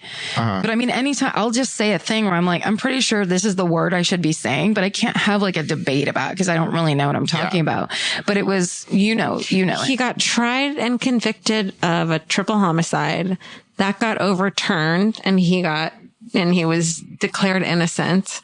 Then they found years later, it's the Summerland Road murders. And then years later, they found DNA, once DNA technology was around, tying him to the murders. And so because they couldn't try him for double jeopardy, because he'd already been convicted and then deemed innocent. He had been in the army at the time. And so they reinstated him. And then he was tried by, one of the army people. I don't know. What's it called? NCIS. Mark Harmon. Yeah. That's because those are different laws. And different jurisdictions. Not jurisdictions. No, because they're different laws because they're different jurisdictions. Right. But isn't that so that doesn't count as double jeopardy if the army steps in and is like, we're going to try it over here? Yes, because he violated a different law for committing murder while a member of the army. Or if he had crossed state lines with a kidnap victim, then the FBI or the U.S. could try him, right? So it's an interesting thing that I don't think you can be convicted of can you be convicted of both federal and state murder? Federal, that's the word. If it is both a federal and state murder? I would think so, because there is a different requirement, but there is this thing where if all of the elements of your crime are also all of the elements of a different crime, you can't be convicted for both of them. So going back to me punching Steven. Going back to that. What if Steven sues you just for this example? Threaten. All of the things that I did to punch Steven were battery, but they were in the situation where I killed him. It was also murder, which means if you prosecute me for murder and I am convicted of murder, I cannot be convicted of the battery that was, that was part of it. So with that, I assume the thing is that the failure was on the part of the state law, because there was clearly some sort of technical failure in prosecuting it under the state law. He cannot be retried under the state, but all of the facts still occurred. I just wonder, as science and technology advances, should double jeopardy like depend on compelling evidence. You know, when we someday can use, you know, DNA in the fucking 90s wasn't what it is today in the early 2000s. And so there's so many cases that they're going to find something bigger in 2025 when we know more. And it is so hard. It is very, very hard when we constantly have new technology that gives us more information. And when you tried somebody under what like criminal research was in 1984, you want to have another stab at it in 2016. Right. But I believe in the idea of like, no, you get like statute of limitations. Let's deal with it now. Yeah. And you kind of have to deal with it under the terms of now. And you can't go back and it's hard with things like cold cases and stuff like that. And it's also up to the prosecution to decide if they actually have a case that they can win. So if you don't, then you should fucking wait until you do. Which is why they don't try a lot of wait, though. non-body. But like, it's one of your rights, right? Yeah. Except for the fact that you've got the speedy trial. But the thing is speedy trial only starts once they arrest you. Yeah. And so, don't arrest someone until you. Yeah. And the thing that's interesting is like, we knew she was dead in 1967, but if we get information that says, oh, so-and-so did it in 2016, then you can go and get that guy. It's not like statute of limitations has told because, wait, has it? I don't know. I get it. It's murder. Yeah. Not if it's right. Yeah. Never for murder. Yeah. Never for murder. Yeah. But yeah, so like you just kind of have to wait until you have enough stuff that is a case. Yeah. Fuck, man. Yeah. Fuck. Wow. Funny. No, this is horrifying. I've forgotten so much about this stuff. Guy, you were amazing. Welcome to our world. I'm sorry for all of your listeners who are like, great. wait, what? There's only 500 lawyers out there that listen to this. Yeah. This is terrible. No, also, all of the best. No, it's well, great. no, but also the worst part about this is that I love giggling to myself about Karen calling Winnipeg a province or Manitoba a city. But now you're going to get all of the lawyers writing from millions of listeners. Have you seen our fucking listeners? They send us sweet honesty shit. They're going to make a quilt about how I got the law wrong. No, what's going to happen is someone's going to make a meme of a quilt that says that, and it's adorable and charming, and everyone loves it. No, I think this is so satisfying because basically for a year straight, we've been throwing out what we think and kind of with the intention of like, we'll probably get back around to this and have an answer eventually or whatever. But arguing like, well, not arguing with each other, but like saying like, this should be this way. And it's like, well, here's why it's not that way. Right. I like that. And the thing is, I like after law school, I was just so terrified every time I got behind the wheel of a car. Please let me not kill someone this time. Yes. Now I will be that way too. But the paranoia of like, once you're in the criminal justice system, it is so horrifying and they have the right to take your life away from you that I do like, however annoying it may seem, I do really believe in all of those little constitutional things that are like, if you don't do it all right, then this person has to go. Like this person gets off. Like, and watching the Supreme Court kind of like scrape away at some of those things, like it used to be if anything remotely like unkosher had happened in like searching for something, that evidence was the fruit of the poisonous tree and could never be used. And they've started to be a little bit more, even though you didn't have a warrant for him, it's fine that you got that. And that terrifies me, even though it's finding people who actually are guilty, mostly of drug crimes and stuff like that. I'm just like, I want all of the protections I can have so that the state can't throw me away forever. That's right. That's I think ultimately that's the thing. It's like once when we start talking about, because we are talking about cases most of the time, we're talking about cases where we know the person did it. So then when we opine, it's with a passion of, God damn it, these people have their lives taken away by this person who we know is bad because it's been proven. Somebody else did all the work and we just get to say, yes, get rid of this person because they got rid of other people and that sucks. But when we get into those cases where it's a question mark, you still have the same feelings of bad people should pay for ruining other people's lives. Well, it's interesting, Guy, that you think of it from your side of like, of being the person who's prosecuted, where I think of it as being the victim and like all the little things that I'll need to do. Like I have all of my like, day planners from the past like 5 years. So if I ever need to say where I am or what I was doing or like testify for somebody else or, you know, like if I use my credit card, every time I use my credit card at a fucking parking meter, I think, okay, well, this is going to be a trail of where I was that day in case something happens. Yeah.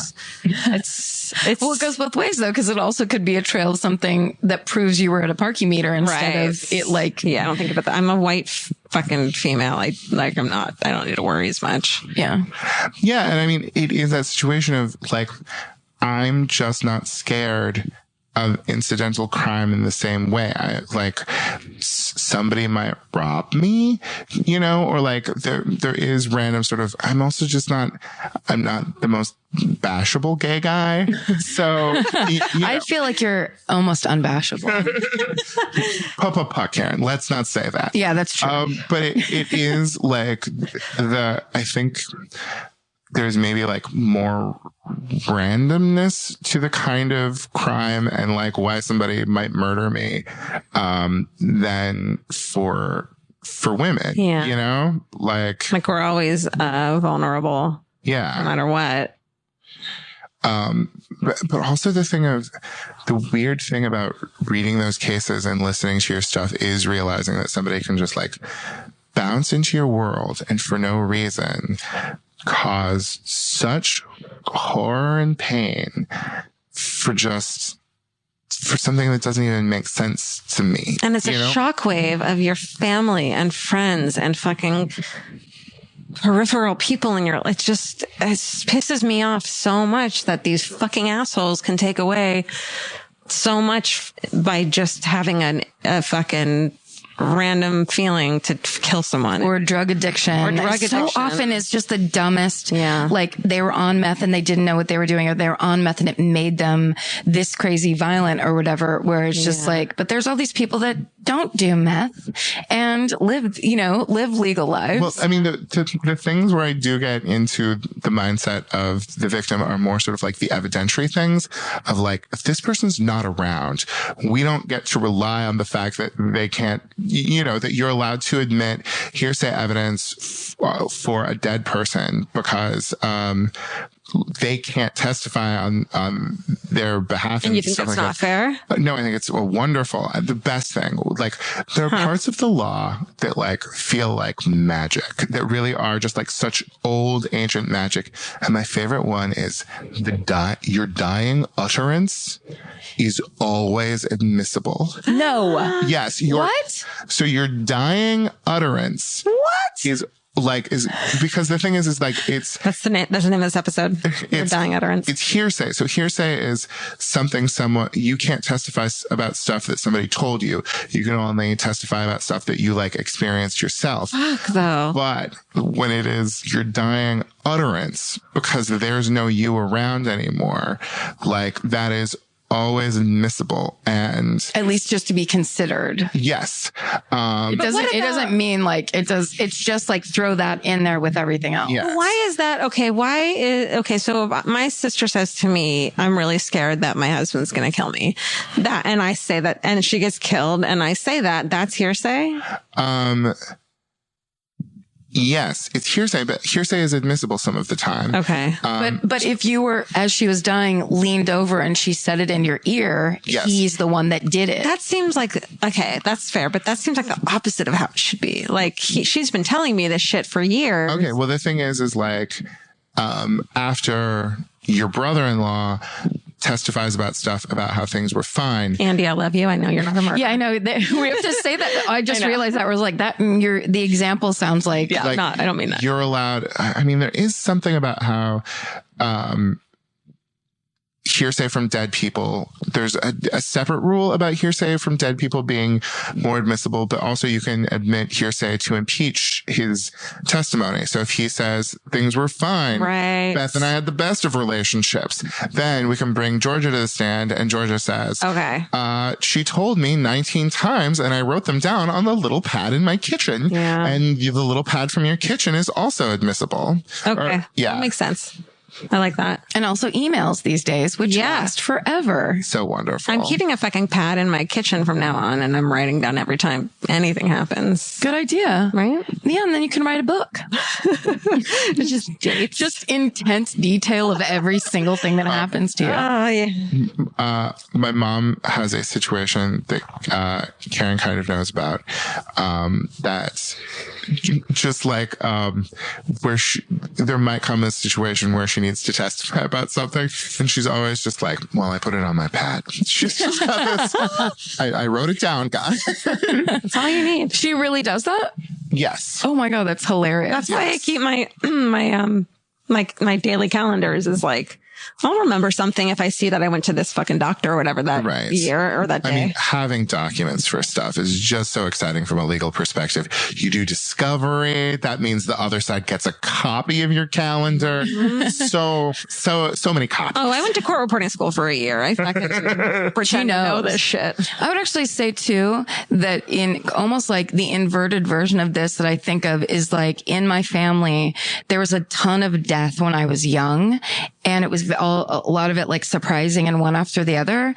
And that's when I just decided I'm going to do what I fucking want. Fuck yeah. Because when we talk about the random stuff or when we talk about being a woman and walking with fear at night or whatever it is, it's this thing where that is the deal of life. That is what being born into this life. That's the situation. It's the same, it's different for different people for different reasons. But in general, we are all constantly at risk. We all have the specter of death hanging over us all the time. It's why some people love true crime. It's why some people love to paint. It's why some people can't stop jogging, whatever the fuck it is. But ultimately, I feel like I had this kind of weird realization as a young child who was like, this fucking sucks, and it could end at any second. Well, the thing of like, it could be somebody with a machete on a bus or the amount of potassium in your system. Yeah, exactly. So then why not be like, oh, sorry, I meant to tell you I'm totally in love with you. Or why not go do stand-up comedy that you're scared to death of doing, but why not do it because it's the thing in your heart that you want to do? Like, you might as well. This is your one fucking shot. And you can sit there lining up all the things that are the reasons why you should be scared. Or you can go, well, I should be really scared because this whole situation is really scary. So why be scared about the one thing I really want to do? Why not just fucking do it then? 2016. Yeah. That's 2017. That's 2017, baby. 2017 is how Karen is doing it. And everybody else, if you would like to join me. How long have we been talking? 8 hours? So long. Should we each do one murder from our cards? Our true crime cards? Yes. Draw a murder like it's tarot cards. All right. I have a stack of these true crime playing cards that Stephen Ray Morris gave us last week. We're each going to draw one. Okay. And we're going to read about it. And it's just like playing cards and it's murder. Oh shit, you guys. All right. I'm going to do one too. Oh my God. Oh my God. Oh my God. Oh my God. And we're back. Well, it's kind of more of the same. It's just like all the things that we don't know are asking him about. And what I love is Guy is very humble in this, where he's just like, yes, I'm technically a lawyer. I passed the bar. Right. You know what I mean? But it's like, but I haven't talked about any of these things in 13 years. So you're kind of like pop quizzing me on a thing that, yes, as a very, very smart person, I feel like I should know forever. But we're like, now let's talk habeas corpus. Yeah, how come we're really mad at him for the law? But somehow he knew all the answers, though. It was so impressive. It was really impressive. I was very much like, oh, this is why some people can graduate law school and I would never. I don't have a memory like that. No, it's a way your brain is set up. Totally. And I would imagine that he would tell us there's other things going on, but he definitely doesn't have like ADHD or any of those kind of like, I'm a mosquito, and I think he's like a hyper focuser. Yeah, which can be ADHD too. Is that true? Yeah, I mean everybody's got it. Everyone fucking has it. It can go that way for sure. Which like, That's not mine, but okay. But okay. I think if there's anybody that should come back to the show, it's Guy Branum. Absolutely, we should have him back. He should be like a guest host when one of us is like sick or just can't do it. Oh it's my like, God. Bring him in. Definitely. Yeah, that's great. Great. We've decided. Boom. Okay, let's get into part 3 and let's hear what else he has to say. The smart person, Guy Branum. This episode is supported by FX's The Shards, a seductive drama from executive producer Ryan Murphy. Set in 1980s Los Angeles, the series follows a group of glamorous, deeply entangled high school seniors drawn into a life of wealth, beauty, parties, and excess. At its center is Brett, whose reality begins to unravel when the arrival of a new student coincides with a series of mysterious murders. FX's The Shards, now streaming on Hulu. Goodbye. Capture your favorite summer feeling with Pandora Jewelry. Discover a collection inspired by the sunshine, freedom, and unforgettable moments that make the season so special. Whether you're planning a weekend getaway, gathering with friends, or simply soaking up every sunny day, Pandora Jewelry offers meaningful pieces designed to celebrate your unique story. From sun-kissed metals that catch the light beautifully to personalized pieces ready to be engraved with your summer mantra, every detail is crafted to help you express yourself with confidence and style. Explore charms, bracelets, rings, necklaces, and more, thoughtfully designed to complement every adventure and occasion. Each design moves with you, from beach days and road trips to rooftop dinners, golden nights, and every memory in between. Layer your favorite looks, mark life's meaningful moments, and create lasting reminders of a season you'll never want to forget. Find the pieces that reflect who you are and where this summer takes you. Shop Pandora Jewelry's new summer collection in-store or online at pandora.net and let your summer unfold. Goodbye. Buying clothes is easy. That's why everyone's always doing it. But finding clothes you actually want to wear is the hard part. Get all your favorite elevated essentials at Quince. Quince specializes in effortless, high-quality essentials like ultra-soft organic cotton and premium Mongolian cashmere sweaters. They're beautifully tailored and built to last. And it's not just apparel. Quince also brings that same everyday elevation to everything they offer, from hotel-quality bedding and bath to kitchen staples, essentials, and thoughtfully designed furniture. They work directly with ethical factories, so you're paying for quality, not brand markup. It's so true that they have wonderful items that aren't just clothes. I have like 3 of their 100% mulberry silk pillowcases. I've bought throws from there. I've bought bedding from there. And it is just as great quality as their clothes and super affordable. Upgrade your everyday. Download the Quince app for app-exclusive offers or go to quince.com/MFM. Get free shipping on your order and 365-day returns. Now available in Canada and the UK too. QUINCE.com/MFM. Goodbye. Okay, who wants to go first? Karen, you sound excited. Should go last? Guy seems disheartened. Guy, do you want to re-choose? Hold on. I think this might be what... No, hold on. What I said last. No, it's the McNaughton rules. Oh. Shut up. I fucking just pulled the card. That's crazy. Okay, let me read this. The McNaughton rules. We'll double check your work. In 1843, Daniel McNaughton, a Glasgow woodworker, shot the secretary to the British Prime Minister. That's, ooh, guys, I have tingly tingles right now. 5 packages of these, and this is the one we open, and that's the one you fucking... And I wasn't looking. They were upside down. This is not fake. Ooh. What is happening in life? He had intended to kill the prime minister, but was unclear as to his appearance. At his trial, McNaughton, suffering from delusions of persecution, proclaimed the Tories were out to get him. The jury found him to be insane and not responsible for the magnitude of his crime. He was to be sent to an institution. Concerned Parliament members convened a panel of judges to explain this. Their answer forms the McNaughton rules, which are this. Jurors are to be informed that the accused is presumed to be sane, as he or she is presumed to be innocent.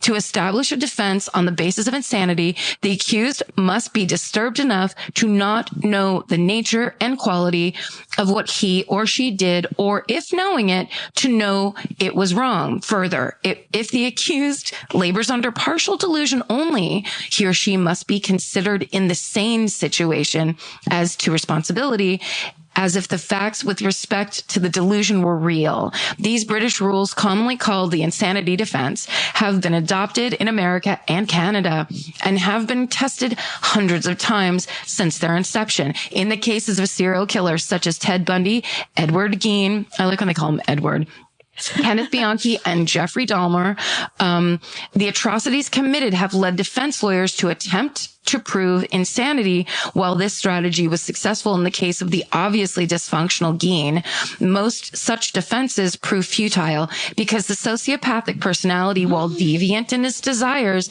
is often not out of touch with reality, and jurors usually decide that a killer functional enough to hide his or her crimes can be presumed to be aware of wrongdoing. And I would just like to say that these are true crime series. This is from True Crime Series 4, Serial Killers and Mass Murderers by Valerie Jones and Peggy Collier. Ladies. And the art is by Paul Lee, Eclipse Enterprises, just in case anybody wants to. It's in Forestville, which is right by Petaluma. Who is Ed Gein again? Ed Gein is the one that basically killed several people, women in his town, killed his mother. Psycho was based on him as well as Silence of the Lambs. He's the one that made furniture. He wore his mother's face at night. Was there a nipple belt? Yes. Nipple necklace. A nipple belt. You're right. Fuck. And he danced with his, like, different parts of his mother under the moonlight. He was out of his goddamn mind. Do you guys hate the movie Copycat? You mean with Sandra Bullock? No, what was the one with Harry Connick Jr. and Sigourney Weaver? Oh, I like that movie. Oh, really? Yes. I always just thought that his serial killerness was so dorky compared to actual serial killerness. He hadn't refined his acting style as he had eventually done in Hope Floats. But I enjoy everything that's happening. Also because it's in San Francisco, right? Yes, it is. And it's amazing. And Sigourney Weaver wears a lot of suits, and Sigourney Weaver and Holly Hunter. But anytime Karen, is just on board for an actor, her love of Sandy Bullock, I'm just like, when Sandy cries, I cry. How can Karen love this?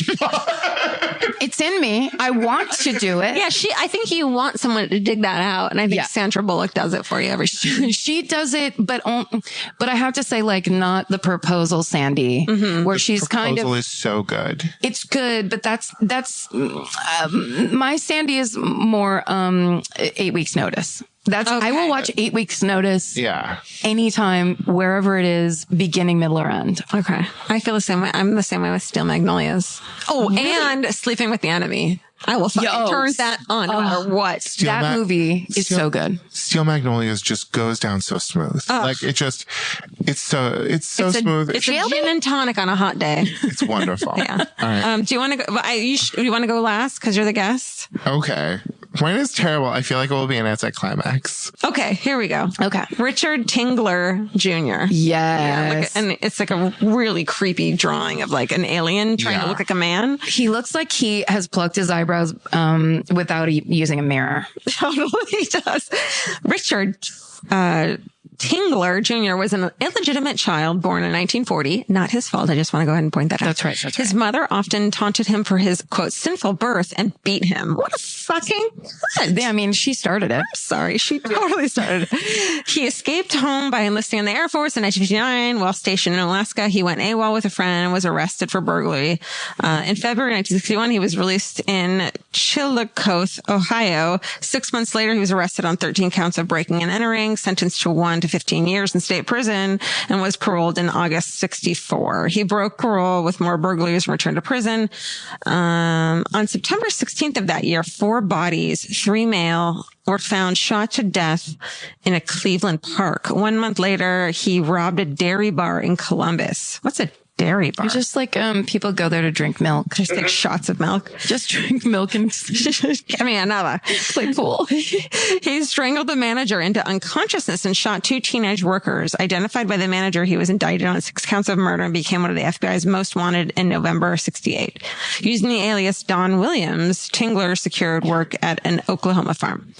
March 30th, 1969, his photograph was broadcast in an episode of The FBI. Oh my God, can we get fucking... What's some... There was a show called The FBI in 1969, which we fucking need. We need it. What? How is no one... Put it on the list. Video historians. Come on. Let us have it. Put it on Amazon. Television and radio. That's what I was just going to say. We can go to the Museum of Television and Radio and watch it. Okay. Okay. Is this like... I don't know what that is. Is it like... It's in Beverly Hills. Microfiche? Exactly. But with video. He vanishes in April. He's shot and shoots and robs a middle-aged man, then goes home to the farm. Erratic behavior attracted the attention. Blah, blah, blah. FBI agents arrested Tingler in May, extradited to face charges in Ohio, was convicted of murder and sentenced to die. His sentence was commuted to life imprisonment when the death penalty was overturned. Tingler. Kind of boring. I just wanted more insight. His parents were unmarried is the only thing we got for why he did all of this. Well, and also just you shoot 4 people. Like, what was that situation? I feel like they make him seem diabolical and really he's just a fucking like drifter who just like who has no emotional attachment to people. It's not that like... But do we know that? Like, what was that 4-person murder? Yeah. It doesn't sound like he's got... He's got any soul? He's missing a chip. Yeah. Were there more drifters in the 60s, yes. do you think? I feel like road car riders. Is that a thing? You mean hippies? I feel like half the hippies were hippie. I feel like half the hippies were just people who were like, fucking great. I get to do this and fuck hot hippie girls. Awesome. Yeah. Hot runaways. That's very true. I think so. I mean, called Charles Manson. Poor 70s runaways. It is. You stupid idiot. This show is such a beautiful tribute to runaways because I forget that they exist. And then it feels like every other episode, there's a 14-year-old girl who decides to strike out on her own. She either decides to strike on her own or the cops go, oh, no, she ran away, but she'll come back. Yeah. It's that old story. They make hippies seem like such free spirits. And it's really just like kids from like small towns who are like, I want to go do a thing. And they're like, oh, shit. Yeah. And then have to do terrible things to get money and survive. And they're like, I made a fucking huge mistake. And those like videos of them like dancing and having fun. It's like, no, you're having a terrible trip around a bunch of sober people. I feel like the core difference between hippies and hipsters was a graphic design degree from a decent school that allows you to like have that studio apartment in San Francisco. Fair. Or, Oakland or extended Brooklyn. Yeah. Where you can be fine. Yeah. The difference is whether or not you choose to be in the park. Right. Are you sleeping in the park or did you just walk down to the park to get high? Right. Karen, let me tell you the most beautiful San Francisco story I have. Can you tell me too, guys? I was in yes. Stephen, close your ears. Please include Georgia. Okay. So I went to the bathroom at the McDonald's that like abuts Golden Gate Park. Oh, that's where the amoeba is. Yes, exactly. That's gross. Do you have Bay Area origins? Yes, I lived there for a while. Oh, okay. So I walked into the bathroom and there was the most adorable twink. Oh. Covered in What's tracks. Covered in IV drug use tracks who was shaving like the barely there beard that he had because he was an adorable twink. What year? With 90. Oh, you said enough. Yeah, really. 8 or like 2002. Oh, honey. And with a disposable razor. And then as he finished, he offered it to her. No! He was like, do you want to shave? And I was like, oh, honey, baby. No, I'm good. And it was like that's San Francisco. Like that is San Francisco. So, especially in the late 90s. Yes, it was very. You can't share razors. No. Who told you? Not a thing. Okay. I want to keep talking about fucking San Francisco in the 90s, but that's another episode. Should I read Lou Gong? That's for the end of 2017. Yeah, that's right. Were we doing all San Francisco episode? Really, of just terrible stories of yes. What a bummer it was. Me stealing toilet paper from bars. Just a dark time. Me going to Berkeley and being scared to go into the city. The core question of my first years of stand-up were, do I have $3.75 to get to the city? Oh my God. Yes. Okay. Lu Gong was born in 1963 in Beijing, China, one of 3 children. His father was a clerk and his mother was a doctor. Good for them. Feminism. That's right. A timid child, common. his math skills blossomed in junior high and he won academic awards and eventual admission to Beijing University. Upon graduation in 1985, he entered the University of Iowa to study physics. Oh, this is a terrible, like, we're taking like a Chinese guy to America's heartland to where all of our serial killers are. But nothing happened, right? Everything was fine. He's the guy on the card, though. We'll see. Upon graduation in 1985, University of Iowa, in 1987, he took 2 roommates at his tiny apartment, but both found him slovenly and superior. He was a loner, bad-tempered, and not well-liked. He became a graduate assistant and qualified for a PhD program. Can I guess? Jesus. This guy's going to be a shooter. That's my guess. Kill his teacher. For giving him a bad grade. In the summer of 1987, an IU professor took Lu Gong to an international conference in Europe. Upon his return, he became disenchanted with physics. That happens to all of us. Me too, yeah. And his scores began to fail.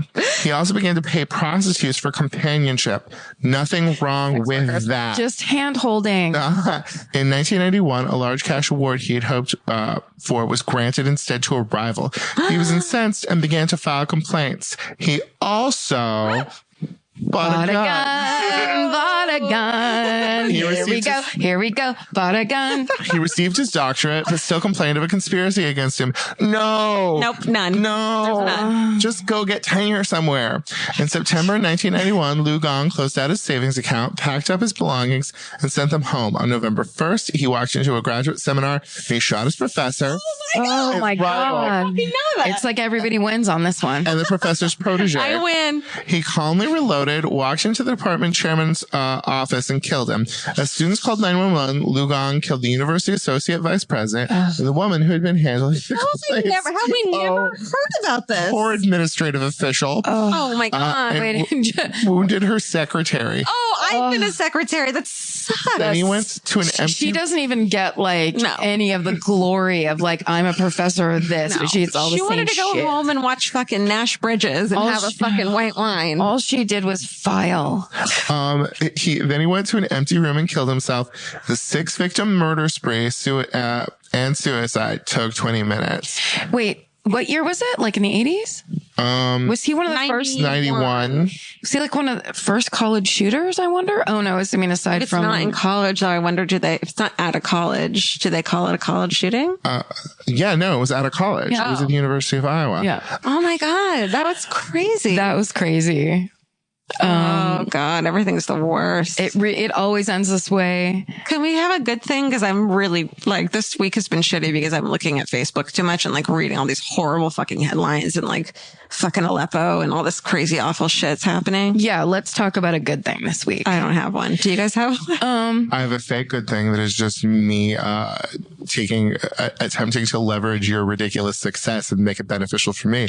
But Georgia Hardstark is probably going to be guesting on my podcast, Pop Rocket, in January. Yay. Oh, nice. I'm sorry. And also, let me be clear. When I said to Karen, hey, maybe I could come on and explain some legal things, it was not just me trying to get on your astoundingly successful podcast. City. It was me.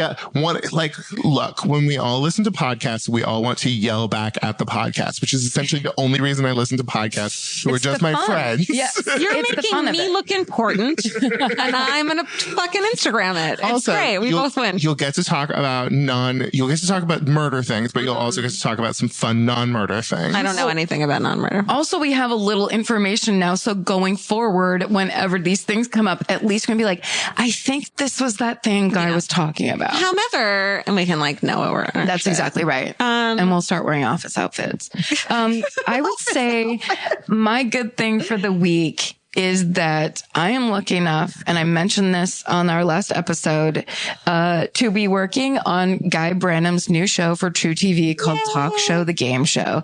And we sit in a room. It's actually very much like the My Favorite Murder family, because we sit in a room with Jamie Lee from our Bell House episode. I love that. She's the greatest. What our delicious. friend Louis Katz, who is so hilarious, and Chase Bernstein, who is a hilarious stand-up comic, who is our writer's assistant. And we sit in that room and we spend, 45 minutes working on the script we're supposed to get done relatively soon.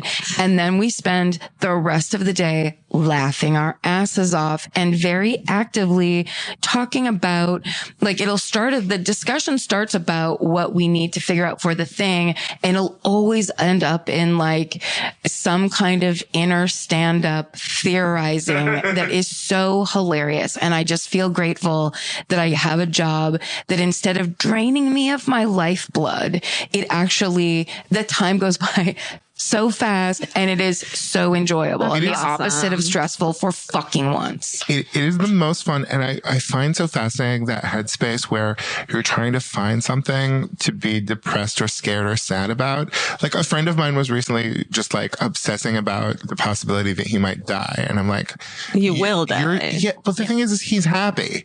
He's happy and he's trying to figure out a reason that he doesn't deserve to be happy. Well, it's scary to be happy. So he's imagining that will be taken away from him. And I think there is something so fascinating about that dynamic. Yeah. Or that mindset of that's where you're going right now. And you don't have to.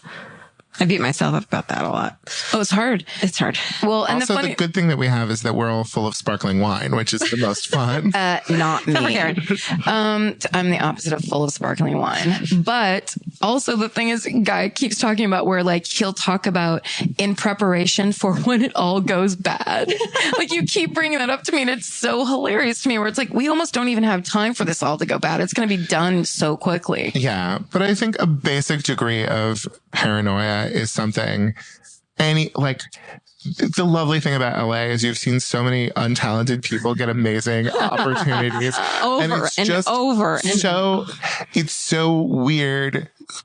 I don't know if I've ever told you this, but I just think the most hilarious thing is that the most negative person on the planet, Karen Kilgariff, who will scoff at anyone's sort of little project, that her second podcast is a rousing success. It goes against her personality, is what you're saying? Yes, it completely goes against her personality. Karen Kilgariff is a person whose deepest soul is going a second podcast. I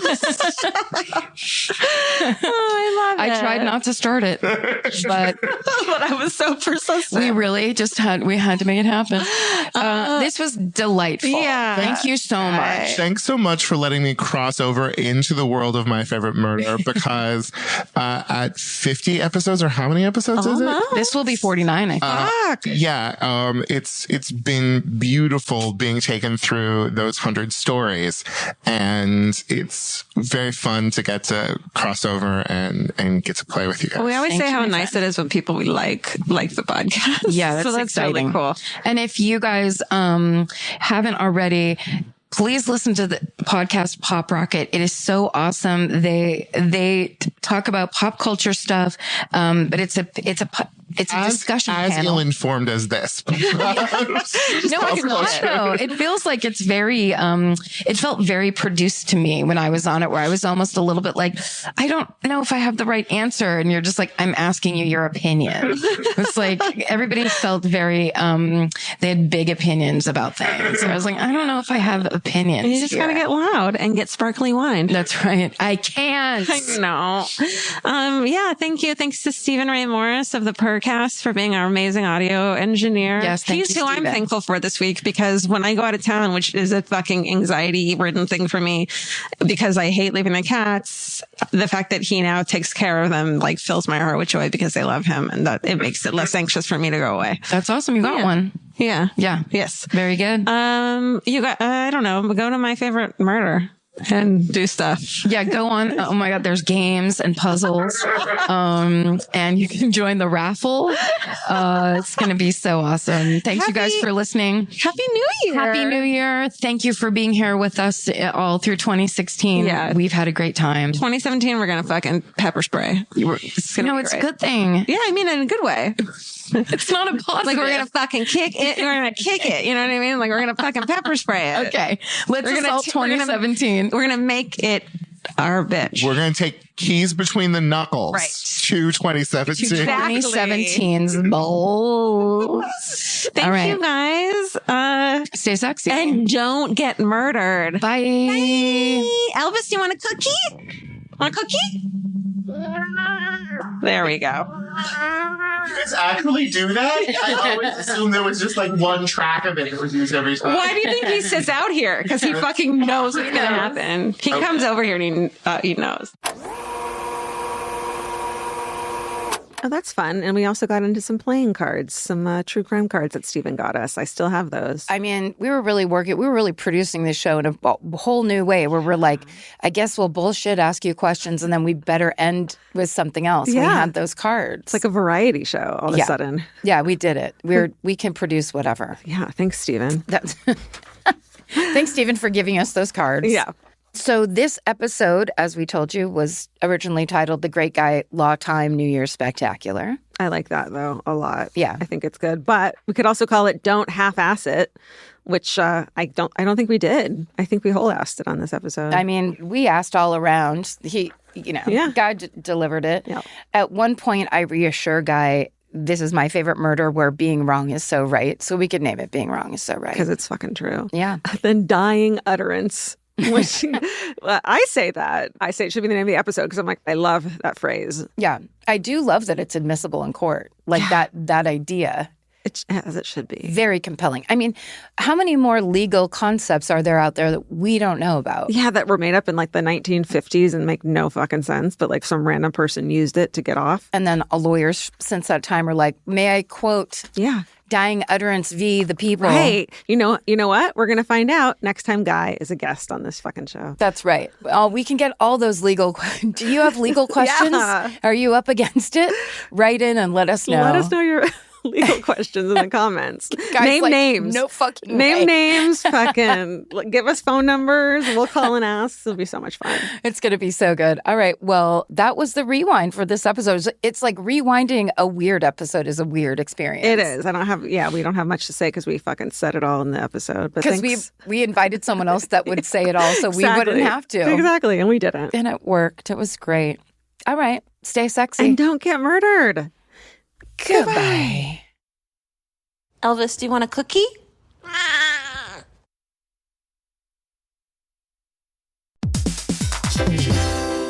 Hey, everybody. Here's the thing about other home security systems. They're all designed for after the window breaks, after someone's inside, after you get the notification, after the police come. SimpliSafe is the first system designed for before, stopping a break-in before it even begins. That's right. Unlike traditional security systems that only alert you after a break-in is already underway, SimpliSafe is designed to help prevent the crime before it starts. Their cameras can detect suspicious activity at the perimeter and alert live U.S.-based agents. Then SimpliSafe's agents assess the threat, intervene, speak through the camera to scare off the intruders, and call for 911 dispatch. That's right, and SimpliSafe has been protecting your world for 20 years, everybody. So celebrate their anniversary and save 60% on your new SimpliSafe system at simplisafe.com/stuff. That's 60% off, you guys, at simplisafe.com/stuff. Plus, when you order, write in our show name and the How Did You Hear About Us survey to let them know that we sent you. Don't forget, there's no safe like SimpliSafe. Vacation planning should feel like a breeze, not a deep dive into countless travel sites searching for the best deal. With Cheap Caribbean's Budget Beach Finder, you can search every destination and every date all in one search. You'll save time and money with the Budget Beach Finder. Say goodbye to endless scrolling and tab hopping and hello to Budget Beach Bliss at your fingertips. Go to cheapcaribbean.com to try out the Budget Beach Finder and see just how stress-free vacation planning should be. Goodbye. Hello, beautiful. I'm Amy Errett, founder of Madison Reed, a hair color company I named after my daughter. I started Madison Reed because I believed women deserve better, Better ingredients, better results, and the freedom to color on your terms. Color at home with our permanent hair color kit in less time and for less than a typical salon. It's a salon in a box for rich, dimensional color and 100% gray coverage. Try our 10-minute root touch-up kit for a permanent root refresh, or our hair and brow mascara to cover stray grays on the go. Or visit one of our 95 hair color bars nationwide to let our licensed pros color your hair for you. Join the more than 5 million women who have switched to our award-winning color. Visit madison-reed.com and use code PODCAST20 for 20% off your first order or service. Confident, bold, unstoppable. That's the power of Madison Reed.